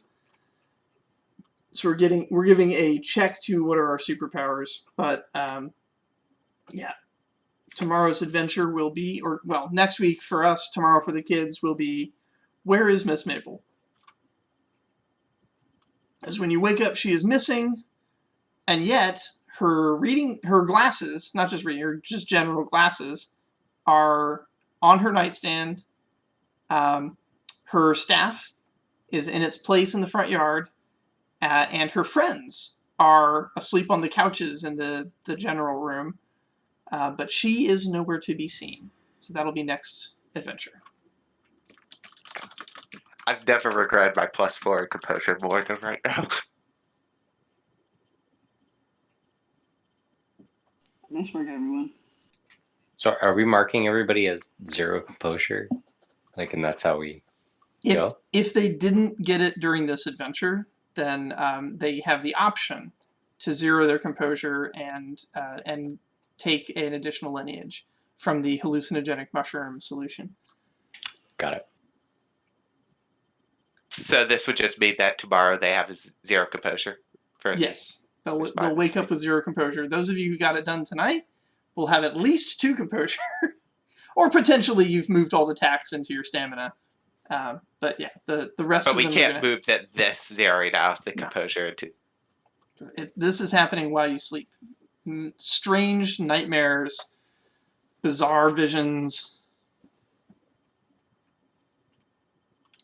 The room is trying to eat you. Yeah, I have to definitely talk about it because, like, I see that the elves have like a bunch of blood of or son of, child of some kind of. I'm guessing some famous kind of elf or something. Those are the original elven tribes from before their continent sank.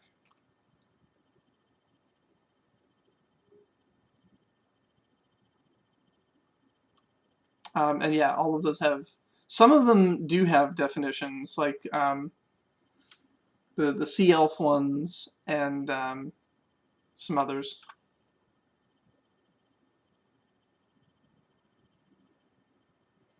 Yeah, I know some of them have definitions, but they don't have like what their actual abilities are. Oh, right. Well, pick the ones you like, and then during the week we'll discuss and figure out what they should be. And then, everyone who took Prodigy to get your supernatural abilities will want to think about the next steps in that you'll want to take when talking to the other NPCs to start learning those. At the moment, it's just words on the paper, but it'll start to become abilities as you learn and pursue them.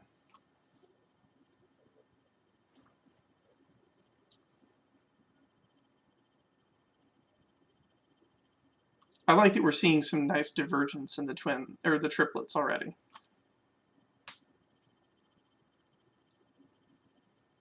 Not just in their personalities and their base stats, but now like they have different lineages on that third item.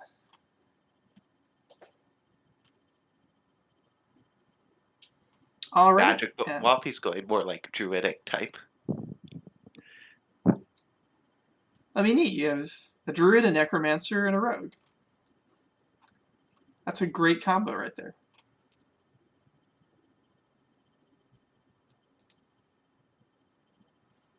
All right, I'm going to go ahead and stop the recording, and we'll pick up next session.